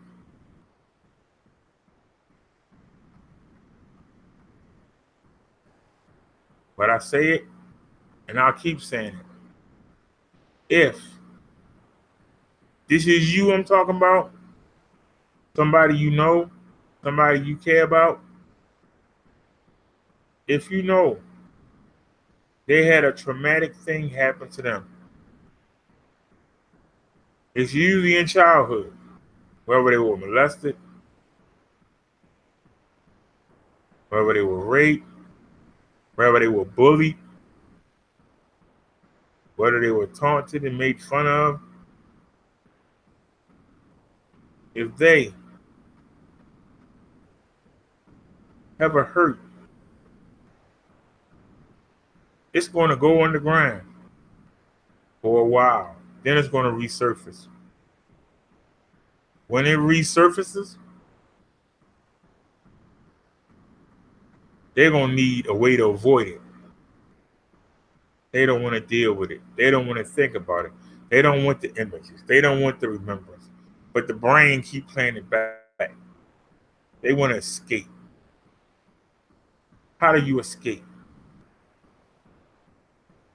Drugs, alcohol, weed, Percocets, Oxycontin, the what they call a drug in the clubs, the fantasy drugs. Y'all know what I'm talking about? The woman date rape pills, ecstasy.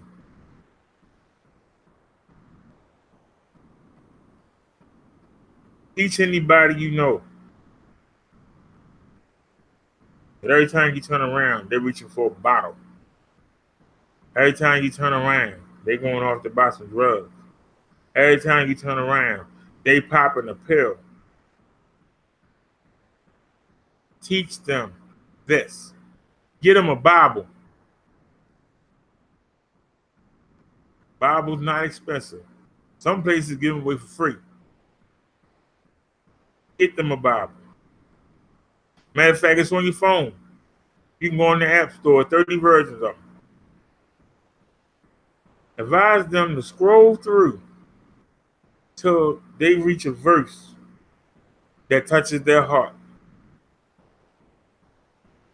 Once again, by me not just talking junk, but setting the example.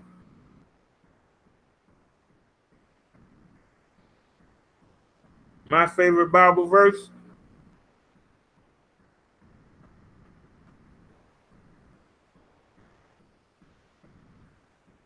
is how I see myself. Hey, Smitty, how I see myself on YouTube.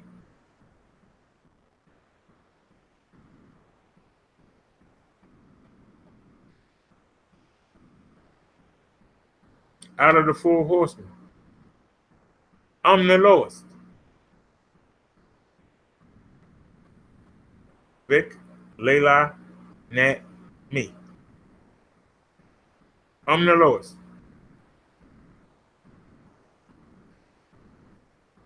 I came here knowing nothing about YouTube. Nothing. Didn't have any equipment. Didn't have nothing.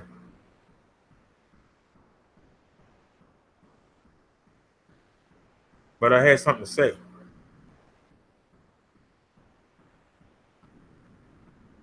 My favorite Bible verse is, so I consider myself the lowest.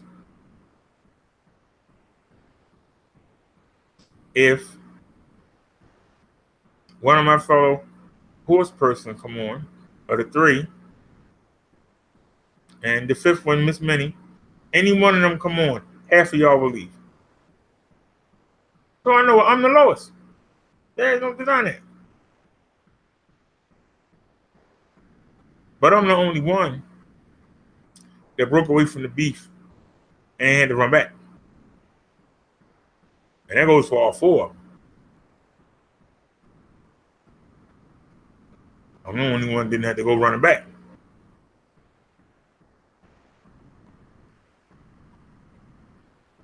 Still the lowest.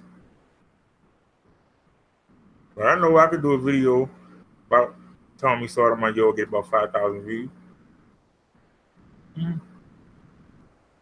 Leaving that alone. But I'm doing my own thing and what I want to do. And yet I'm still surviving in this drama and beef-filled sector.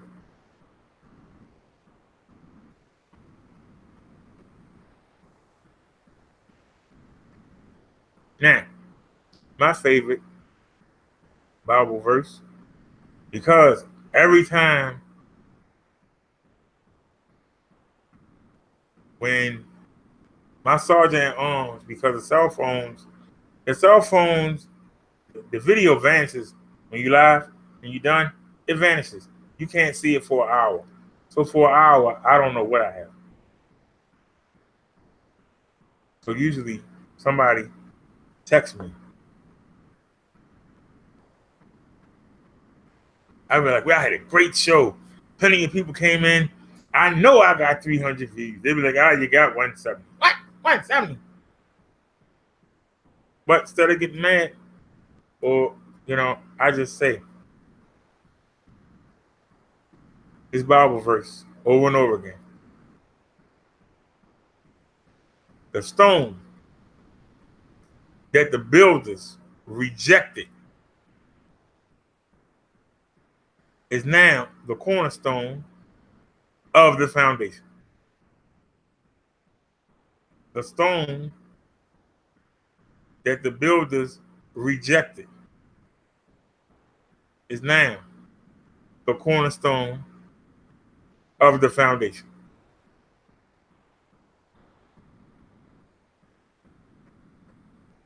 Y'all need me to say it slower?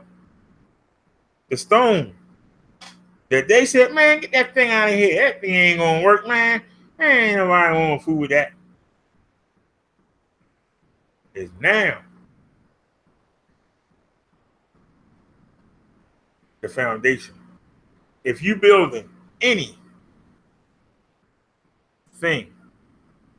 you need a foundation. Without a good foundation, your building gonna fall. You need a good foundation, then you need good support. Without a good foundation, the building gonna fall. So, even though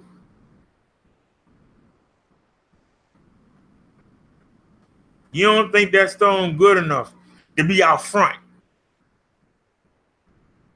you don't think that stone good enough to be on display for everybody to see,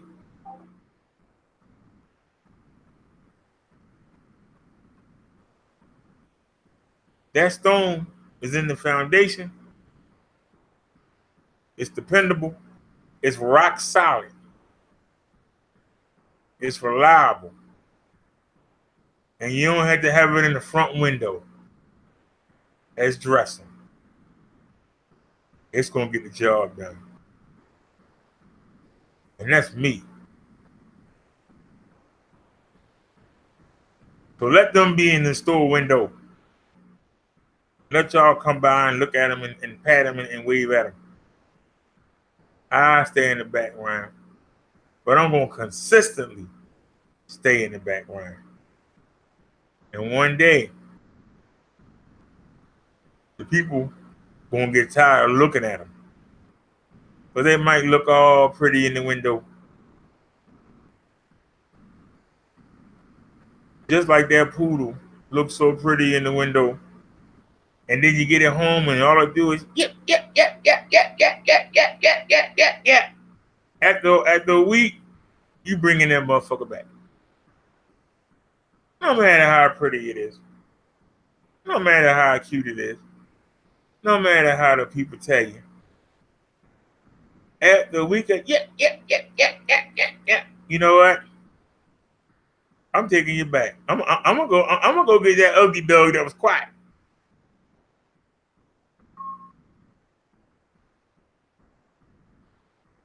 So, like I said, the stone that the builders rejected is now the foundation. That's why I don't get discouraged.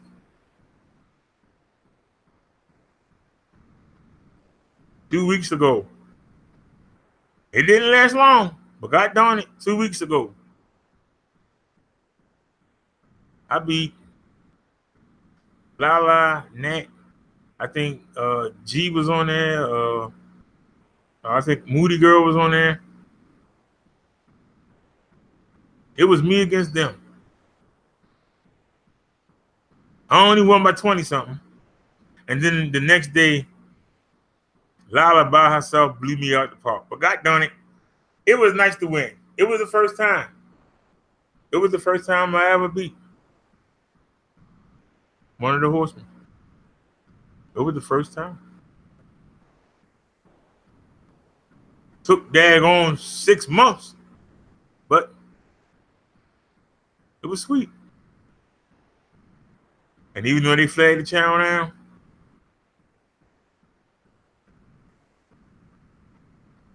it was still sweet. And I ain't had nobody was in here cursing. Nobody was in here calling nobody trannies. Nobody was in there calling each other he, she's. Nobody was in here talking about each other like a dub. We had an educational show. Even if it only happened once, we proved you can do a positive show in this sector without the drama, without the beat. So it might take a couple years. We're going to keep grinding at it. So I say to you, if you or someone you know has that problem, even if your father wasn't there and you feel empty inside, your husband left you, your kids abandoned you, you lost your job and you can't find another one, don't pick that bottle up. Don't reach for them drugs. Don't go in the medicine cabinet and see if you got any old Oxycontin pills. Pick up that Bible. Find the verses that touch your life. Recite them.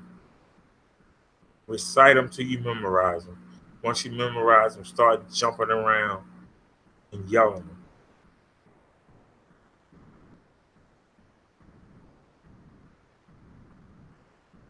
You go to work the next day. Your mean boss start walking towards you, about to give you that work over attitude he or she give you every day. Start jumping around and saying them verses. You'll shock the heck out of them. Let time run and go back. They'll leave you alone. You walking home from work, somebody walk up with a knife and say, give me your belongings. Take your wallet and throw it at them. Start saying your verses and jumping around. I bet you they take your wallet and run. They might not even take your wallet. They might just run. You got an abusive spouse. You can tell how they came through the door. They had a bad day at work, and now they gonna come put their hands on you. Start jumping around and repeating your Bible verses. I bet you don't get hit that night. What the heck? I ain't hit it too hard. You ain't lost her goddamn mind. They're right. I'm gonna watch TV. You stay up here. So,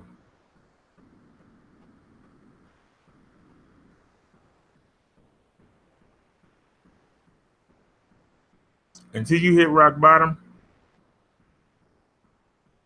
you're not gonna stop. I'm not gonna lie to you and tell you all you gotta do is stop. I can't make you stop. Only you can. But if you take my advice and you combine it with prayer, every time you get the urge, go in the corner. You don't have to get on your knees if you can't, if you're not in good enough shape. Just go sit in the corner somewhere, a dark corner. Recite your Bible verses and pray to God. Ask Him for help. And you do it until it passes. And you keep doing it. And while you're down there, you ask, God, what is it that I'm so afraid of? What is it that keeps bothering me? Can you show it to me so I can face it and get over it?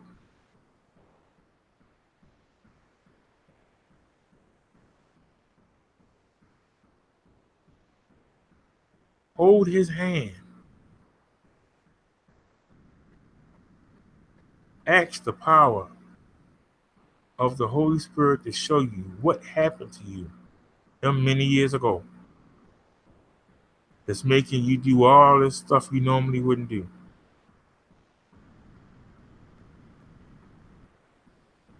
And when your spirit get activated and it shows you, you stand up. You don't run. You're not little anymore. You stand up, you face your demons, you deal with them. That's how you stop addiction. Addiction is a learned behavior to cover up something that hurt you many years ago, that's eating away at you, that you can't keep compressed. Some people can squash it with liquor. Some people can squash it with drugs. Some people can't squash it and they become serial killers.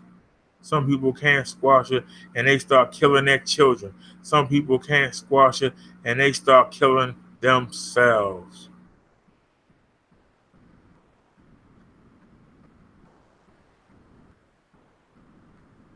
I don't teach nothing that you can't do. And addiction is learned behavior. You learn to depend on this drug, drink, activity, sleeping around with anybody, bungee jumping, shoplifting, gambling.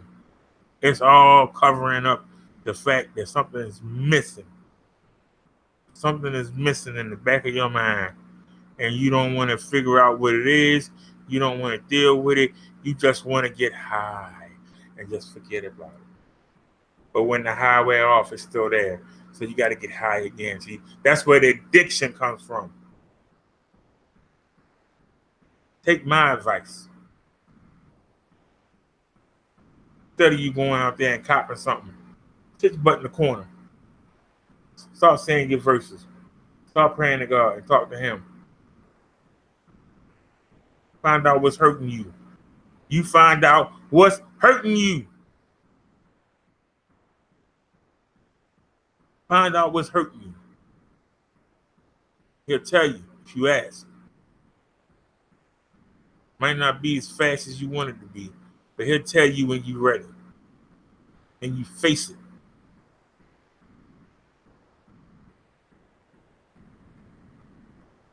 You got people out here strung out because they were little kids. The older brother came in there with a bat and was swinging at them while they were asleep.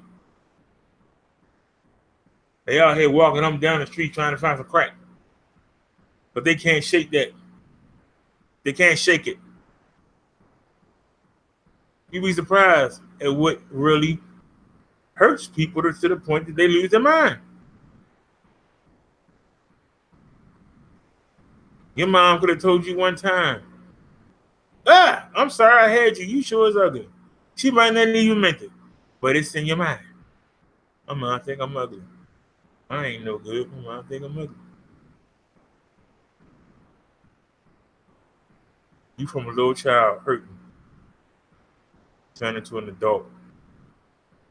All that stuff come back. You don't even remember what the heck she said. But you know you don't feel right. So you want to forget. You got to drown that pain away.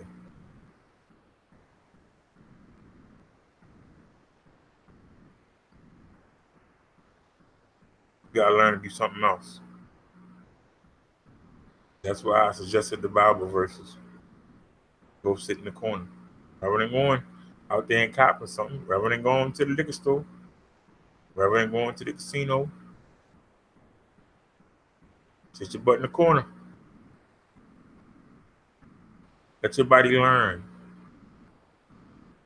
how to cope without a drug. But you're going to hit your rock bottom. And then you're going to start healing. Let me check my chat. I ain't gone again. Oh, it ain't going nowhere. Hold on now. We got 8 people in the room. Ain't nobody chatting. What's going on, Smitty? Hey, you just got off work? All right, now, where everybody go? Oh, man, he on again. Come on, Tommy. God damn.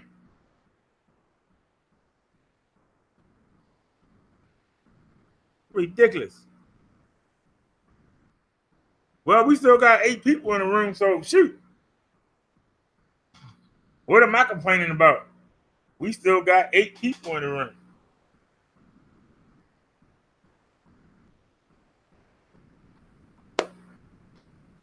Oh, Smitty, I knew computer. Well, it ain't new. I bought a used one. I actually bought 2 of them.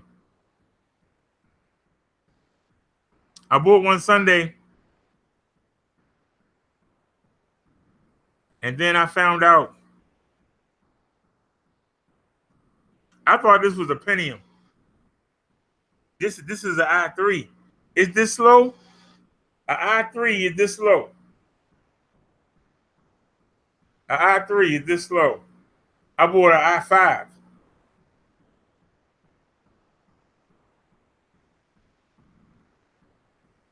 So, and I got a pretty good deal on it. And I was like, well, it's used, supposed to break down. So I said, well, we'll buy another one. And I was looking at 2 i7s. And yesterday, it suggested me, because I was actually live. Because I was waiting, it suggested another one. And it's an i5 too, but it's an 8 gigabyte and it's a quad core. Quad core, 3.2 gigahertz, turbo boost to 3.4 gigahertz.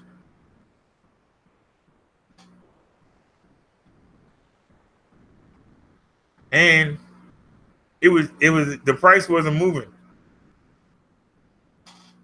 And because it was two I-7s coming up.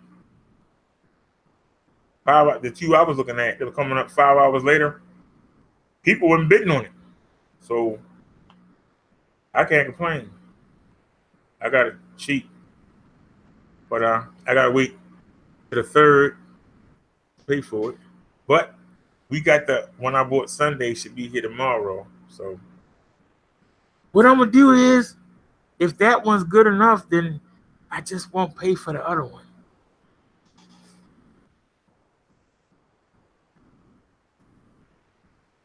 But I know the other one.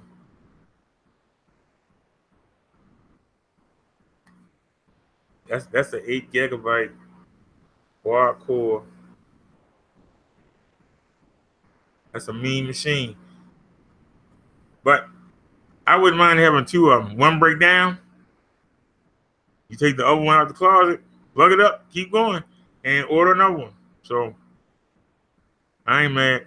I look at it, shoot, I ain't have enough for a new one. At least I bought 2 used ones. One break down, we just order another one and break the other one out, keep going, don't even miss a beat. And they're the same kind. They both Dell Octoplexes, high quality. I got the 7010 coming tomorrow, and then on the 3rd I gotta pay for the 9010. That boy is sweet. I don't even game. I'm gonna be gaming on that boy. Y'all gonna be watching me play videos. Y'all be like, you think he Vic? It got a NVIDIA, what do you call it? NVIDIA. It got a video card in it. That boy gonna be sweet. And I'm telling you right now, this one going in the trash. I'm retiring it. This boy going right in the trash. In the trash. TRACS. You getting out of here. You getting out of here. If somebody want to take you out the trash, but with all these keys missing, I'm too embarrassed to get this thing to somebody. All right. Smitty said she stopped by to say hello. That she's doing reports, listening, can't stay long. Glad you got another computer. You know you're going to go watch Tommy Sotomayor. I'm messing with you. Oh, now you back. I answered your question, woman, and now you back. I just went into a long half an hour. Long half an hour. Let me see if I can give you. Let me give you the condensed version.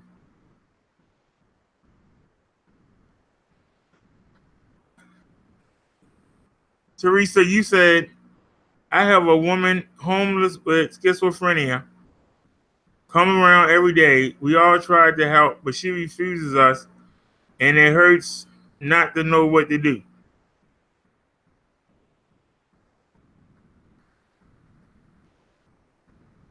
Now, yeah, I give you the condensed version. I give you the condensed version, Teresa. The fact that she has schizophrenia, but she still knows to come see y'all every day. That means she feels comfortable. She likes to be around y'all. The best thing you can do, try and make that time as enjoyable for her as possible. That's what you can do.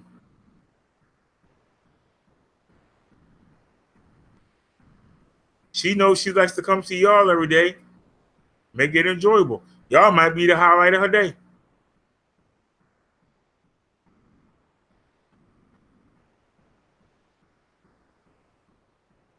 Ask her if the next time she come around, would you like me to have something for you to eat? Do you need any toiletries? You understand what I'm saying? Rather than feel sorry for her, Show her a good time when she come.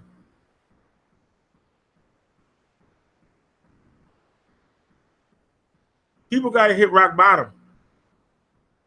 If she's fine doing that and she's happy, you got to let her start saying, I want to be more like y'all. I want to be more like my friends. Even crazy, that will still register. And maybe she will. And if she doesn't, if she's happy to come by every day and hang out with y'all, y'all show her a good time. That's what you could do for her. Make it as fun for her and fun for yourself and your other neighbors. Show her a good time. Really find out what she likes. Maybe she might want some peach cobbler when she come by. Maybe some hot chocolate. Maybe she wants you to read her a book or something. Just find out.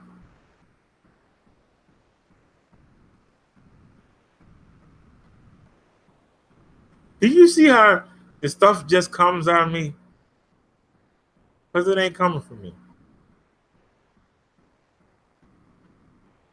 Stuff just comes out.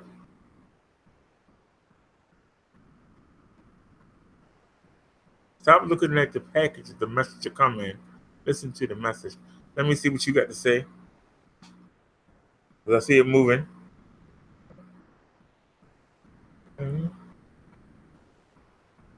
Is your name Therese or is it pronounced Teresa? This don't make a difference. Sorry, everyone. I promise work got crazy. She said, hey, Smitty. Therese said, yes, listening. Therese said, nice. I'll let my girls know that. Therese said, I get you. Treat her to the ice cream she's buying every day. Yeah, or ask if she wants 2 of them. Maybe she can't afford to.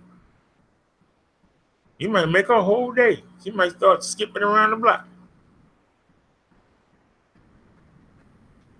When you talk to people and get to know them, see, for some reason, the hip hop community has made, if you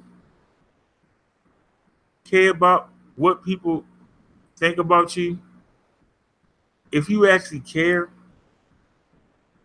you're considered weak. You are considered weak. That's wrong. I told you, we here to help each other out.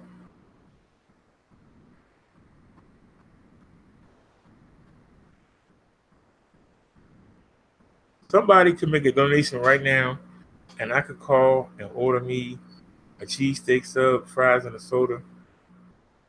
That would make my day. Do I need it? No. But it would brighten my day. I'm using that as an example. You don't know, just talking to somebody, you might make their day. Nobody else might not talk to them the rest of the day.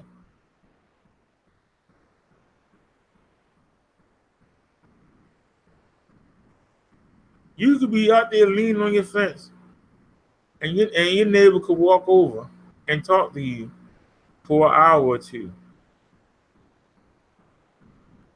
She might not talk to nobody else the rest of the day. You would have highlighted her day. Most people don't realize that. That's why getting to know your neighbors is so important. Getting to know your neighbors is so important.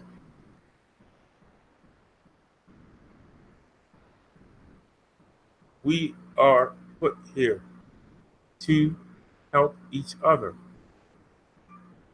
And help isn't always finances.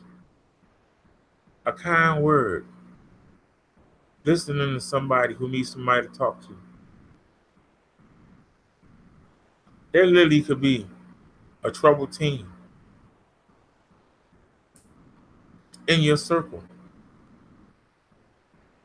They might come to you because they're thinking about killing themselves. They might come to you trying to talk to you. Man, I don't feel like being bothered with you. Man, go where you got to go. Get out my face, man. Leave me alone. Then the next day, you find out that person went and blew their head, blew their brains out.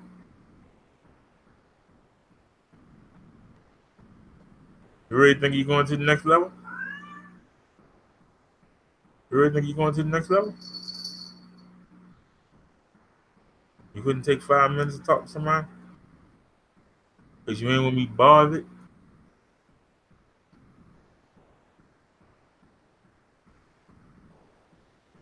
What's going to happen when you get to the judgment place? And guess what? They don't want to be bothered.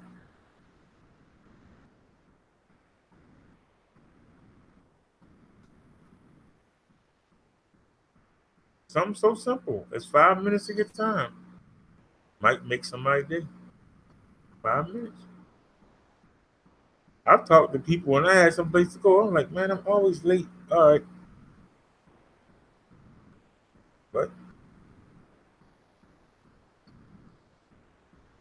I do it. I do it because I feel like if somebody approached me, something must really be wrong. And I stop and listen. And I try to give whatever advice is given to me. Now you missed on my solution to it, addiction. I don't think everybody want to hear it again. Let me check the chat. Dave, stop. You want to say hi to everybody? Come on. Come on. Say hello. Say hello, everybody.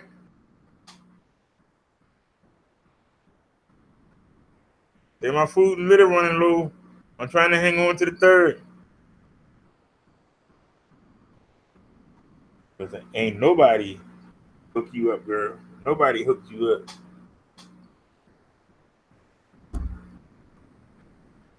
This cat is jumping around. You know what? Get down there. You know what? Oh, that daggone hair. Jesus.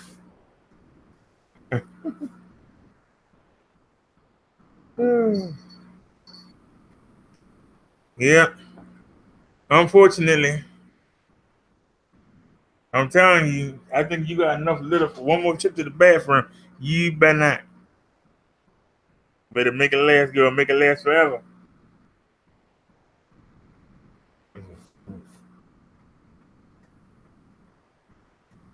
I ain't walking up the Giants just to get you one bag of food and then turn around and get one bag of litter. Now we're gonna order that. Make the mailman carry that. Where we at in the chat? Didn't I ask you to go sit down? Davey, go sit down. Go sit down. I tell you to go sit down. Go ahead. Go over there, sit down. Go ahead. Go relax your nerves. Didn't I tell you to go relax your nerves? They're gonna get showing off.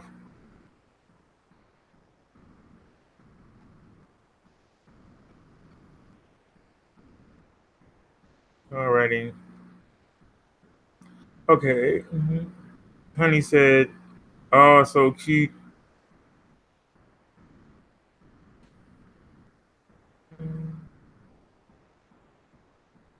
Honey said she got it at the right moment.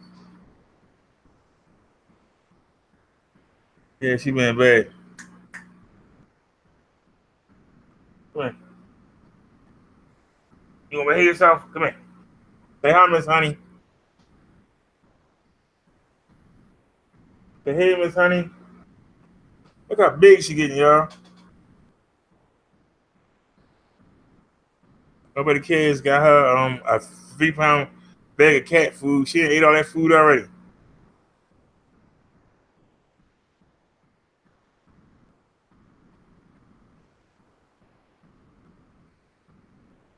And you know what?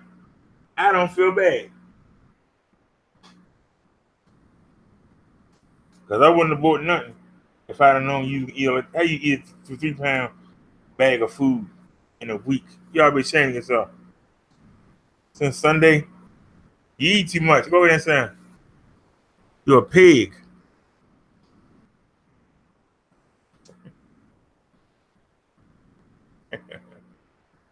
Yeah, she huge. Yeah, she said that she ate a 3-pound bag of food since Sunday. Why is she eating so much? I know she ain't pregnant, but she don't go outside.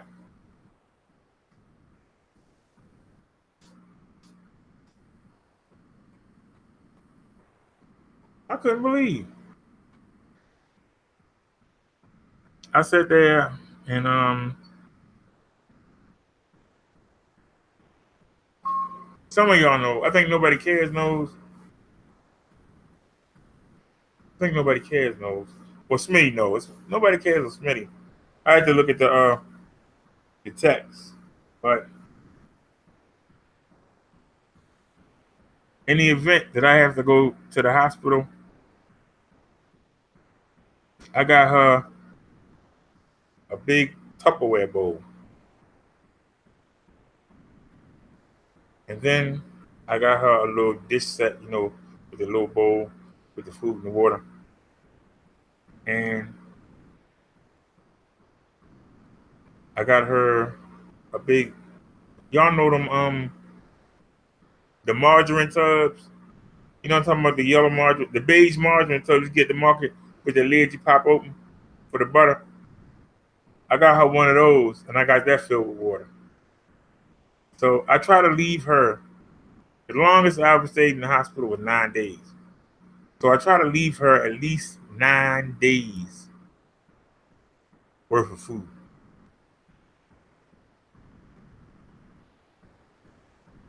But for some reason, she been eating like a daggone pig.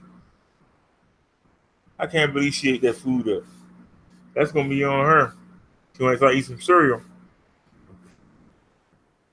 That's on her. Eating all that food up in a week. I'm not rich. I forgot what we was talking about. Oh yeah, we never talked about the boy that brought the gun to school.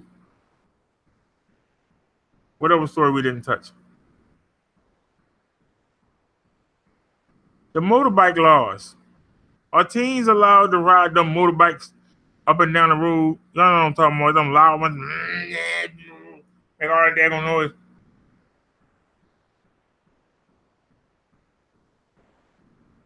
That's just crazy. All right, y'all. We got 6 people here and nobody chatting. What's going on here?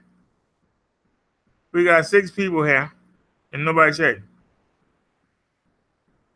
I see Miss Honey. I see Therese.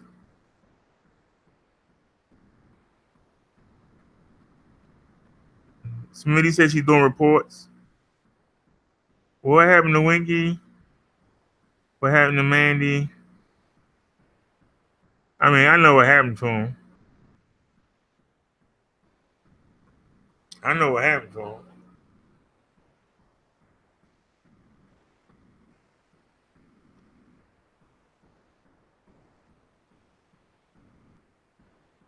That's a daggone shame.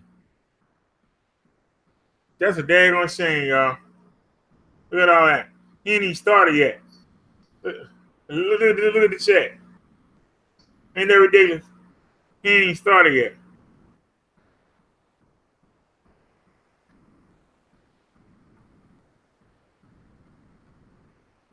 Uh-huh. Therese over here, Winky over here.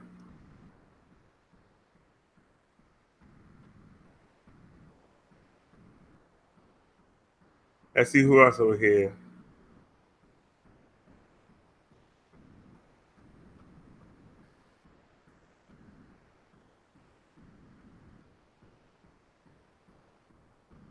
Okay. All right.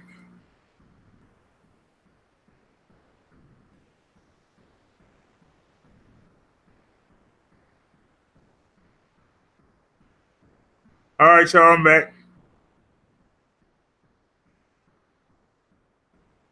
I was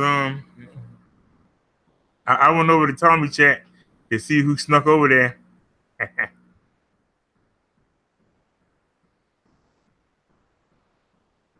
He ain't even started yet. He literally has not started yet.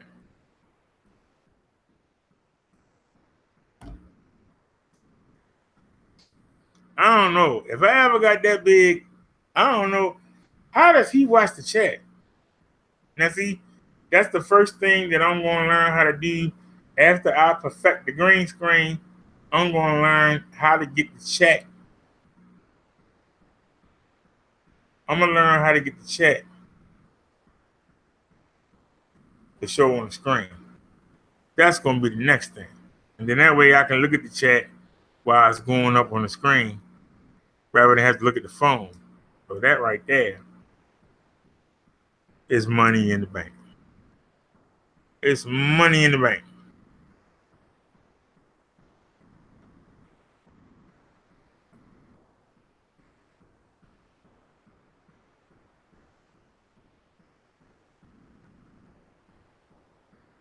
Mandy says, "Oh Lord, he has the Who lady."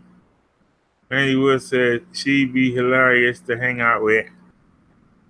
Yeah, I know it. Everybody gonna bail on over there. That's why I just slowed down. Cause the game won anyway, so when they start and everybody go, I'm gonna just cut it off. I'll probably come back on after the game. Cause I'm gonna be outside tomorrow. Y'all gonna watch my live tomorrow?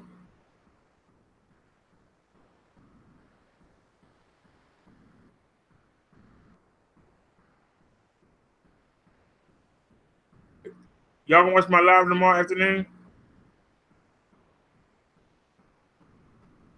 Matter of fact, let me check the shipping and see if it's in Baltimore yet. They said June 1st. Actually, yeah, I got one right here on. No, that's a safe search. Hang on a sec, y'all. Purchases.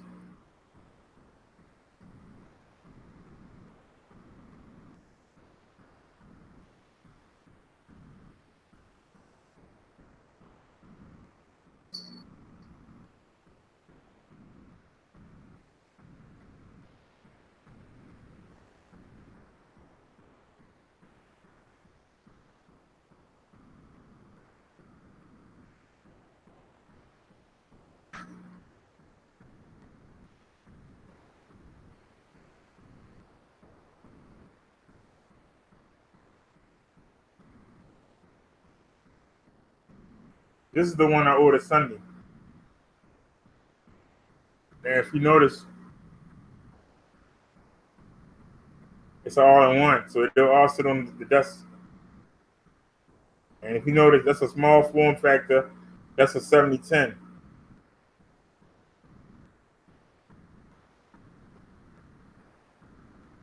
And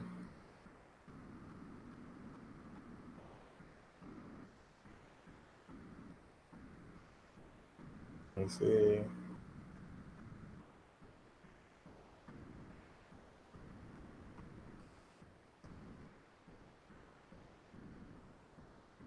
Tracking history.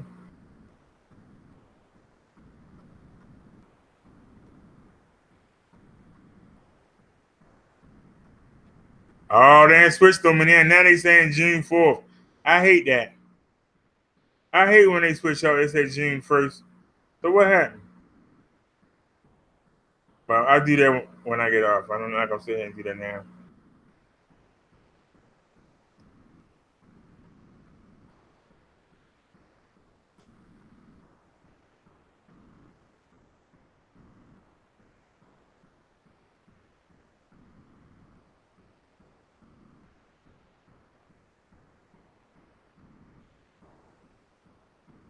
That's the heavy hitter right there. That's the heavy hitter. That is the heavy hitter.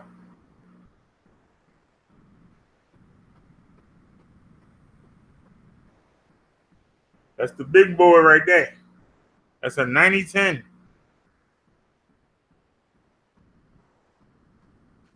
Now, like I said, if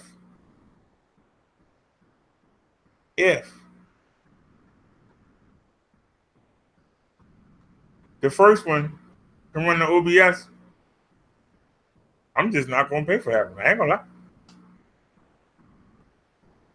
I'm gonna wear myself. But if it can't, that's how I know it's not coming tomorrow. I know it ain't coming tomorrow. It posed to, it ain't gonna come.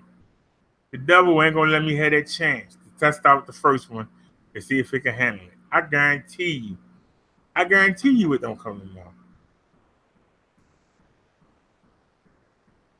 In fact, let me check the tracker. I know it ain't coming. You can't fool me.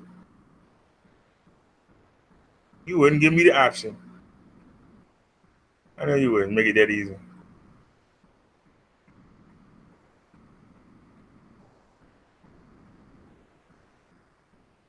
See activity. Give me a second, y'all. We'll chat in a second.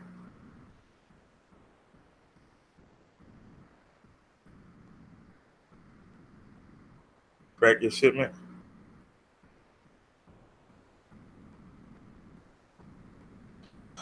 That make you go through hell to check the shipment. Seriously. Come on, man.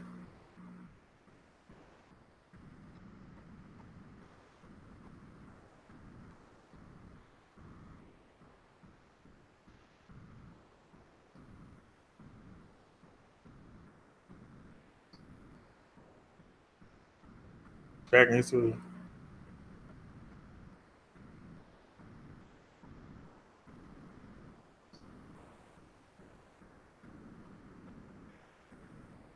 All right, y'all see expected delivery Friday the 1st.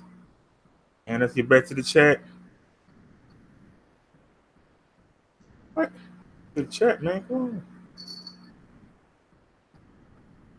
on. Somebody just hit me up. What was that? Who just hit me up?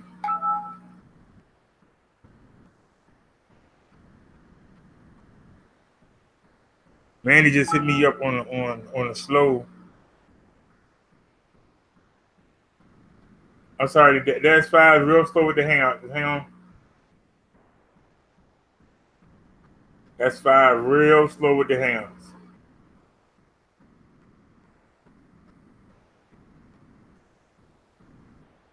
That's slow it is. Hangouts isn't responding. Do you want to close it? I don't know what it is. I think the phone getting old.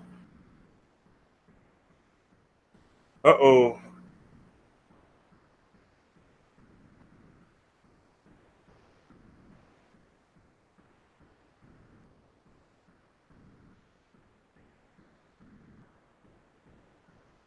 You sure know how to make a person feel broke. Gorgeous.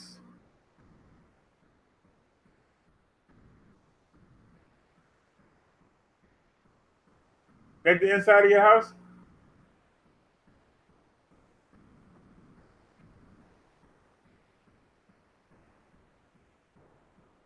I know it's the park. I know you think it's your backyard. It's your backyard for real?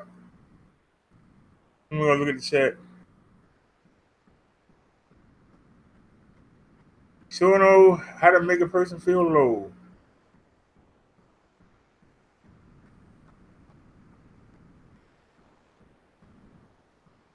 Mandy says she watches Jurassic Park again.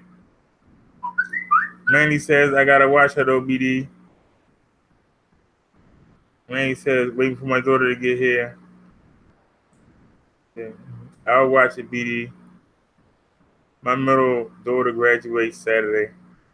Laugh out loud. It's okay. I just had to get a new phone. Yeah, I remember you were saying you got a new phone, you didn't like it.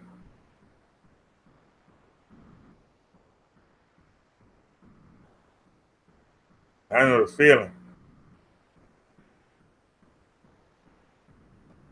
But I'm down to 4 people. That's the bar by the pool. I ain't even gonna ask you rich. I'm gonna act like you on a farm. And y'all just happen to have that the extra room.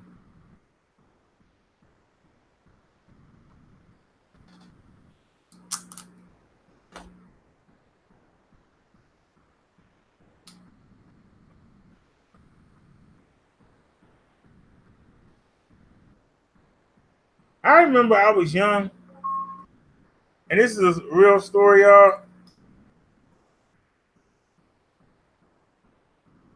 I had to go to school, and the school had like a 10%, 10% mix of Caucasians in it because it's like the school is like if you go 1, 2, 3, 4, 5. The middle school is 5 blocks from the county line. And I don't know why. It's a grove of trees on both sides.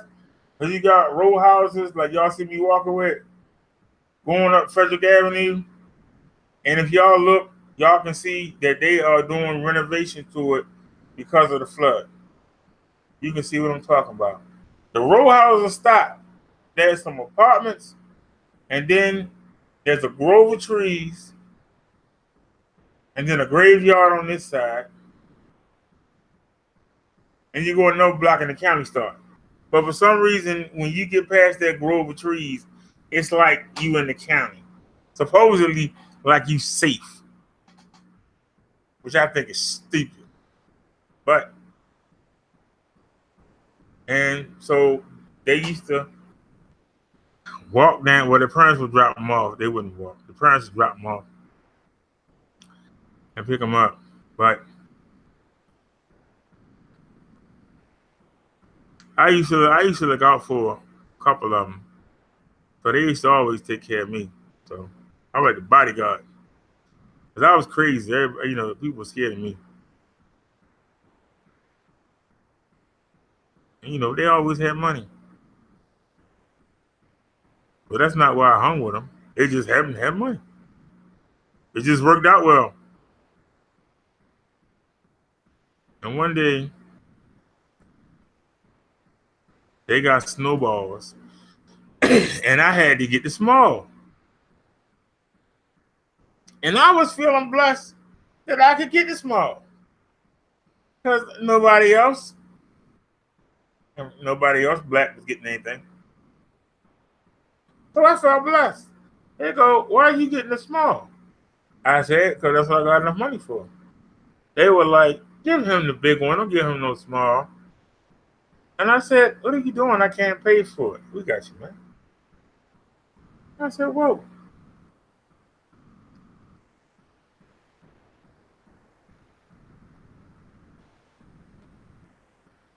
And it was rough because a lot of people would say, why are you protecting them? I never tell them why, because they want to do it. I just say, they're wrestling fans like me. I ain't stupid. Mandy says, that's the ball by the pool. Mandy says, yeah, my backyard and the sun is setting. And the sun is setting, so the sky is orange. Mandy says, I like it. Mandy said, it takes good pics. It has lots of space. Mandy says, I am on a farm, though. I said he was on a farm. See? Mandy says, I am 41. Child, I'll be 48 this year. You young, child. Shoot. You a young whippersnapper. She said 41, though.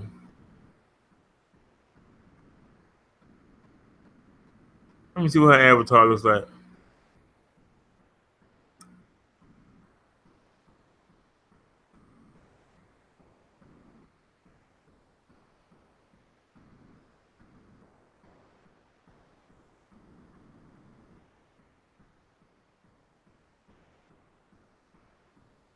Is that a picture of a wig?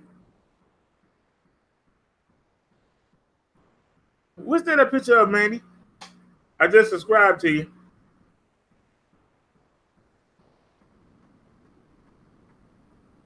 I'm waiting on her answer. The picture in your avatar. Is that a wig?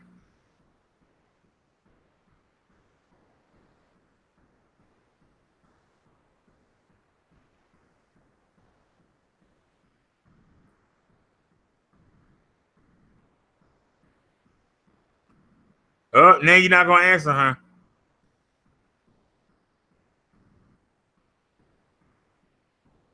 Hello. Hello. Well, while we got a second, let's see what's going on.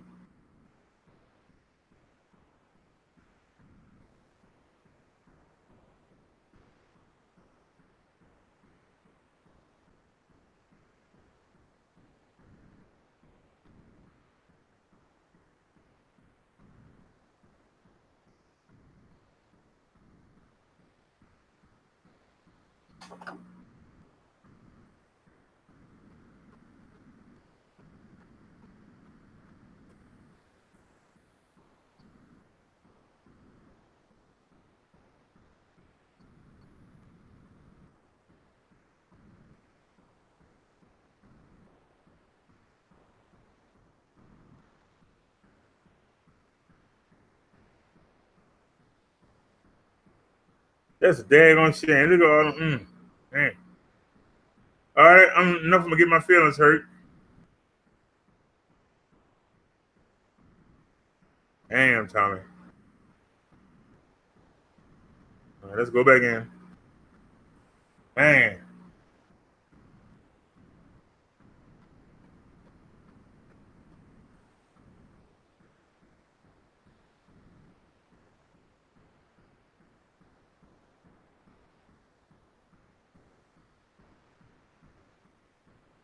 All right, y'all. I'm gonna go ahead and watch the NBA game. I'll be back later on the night after the game over. Thanks a lot, Mandy. If you still up, I'm gonna come back on after the game over. Cause I ain't got cable. I ain't seen none of them. I've seen none of the games. Not a one. So this is the last series. So y'all go ahead and watch Tommy. I'll be back on when the game go off at 11. So y'all have a good one. See y'all later on. Bye-bye. Nobody want to talk?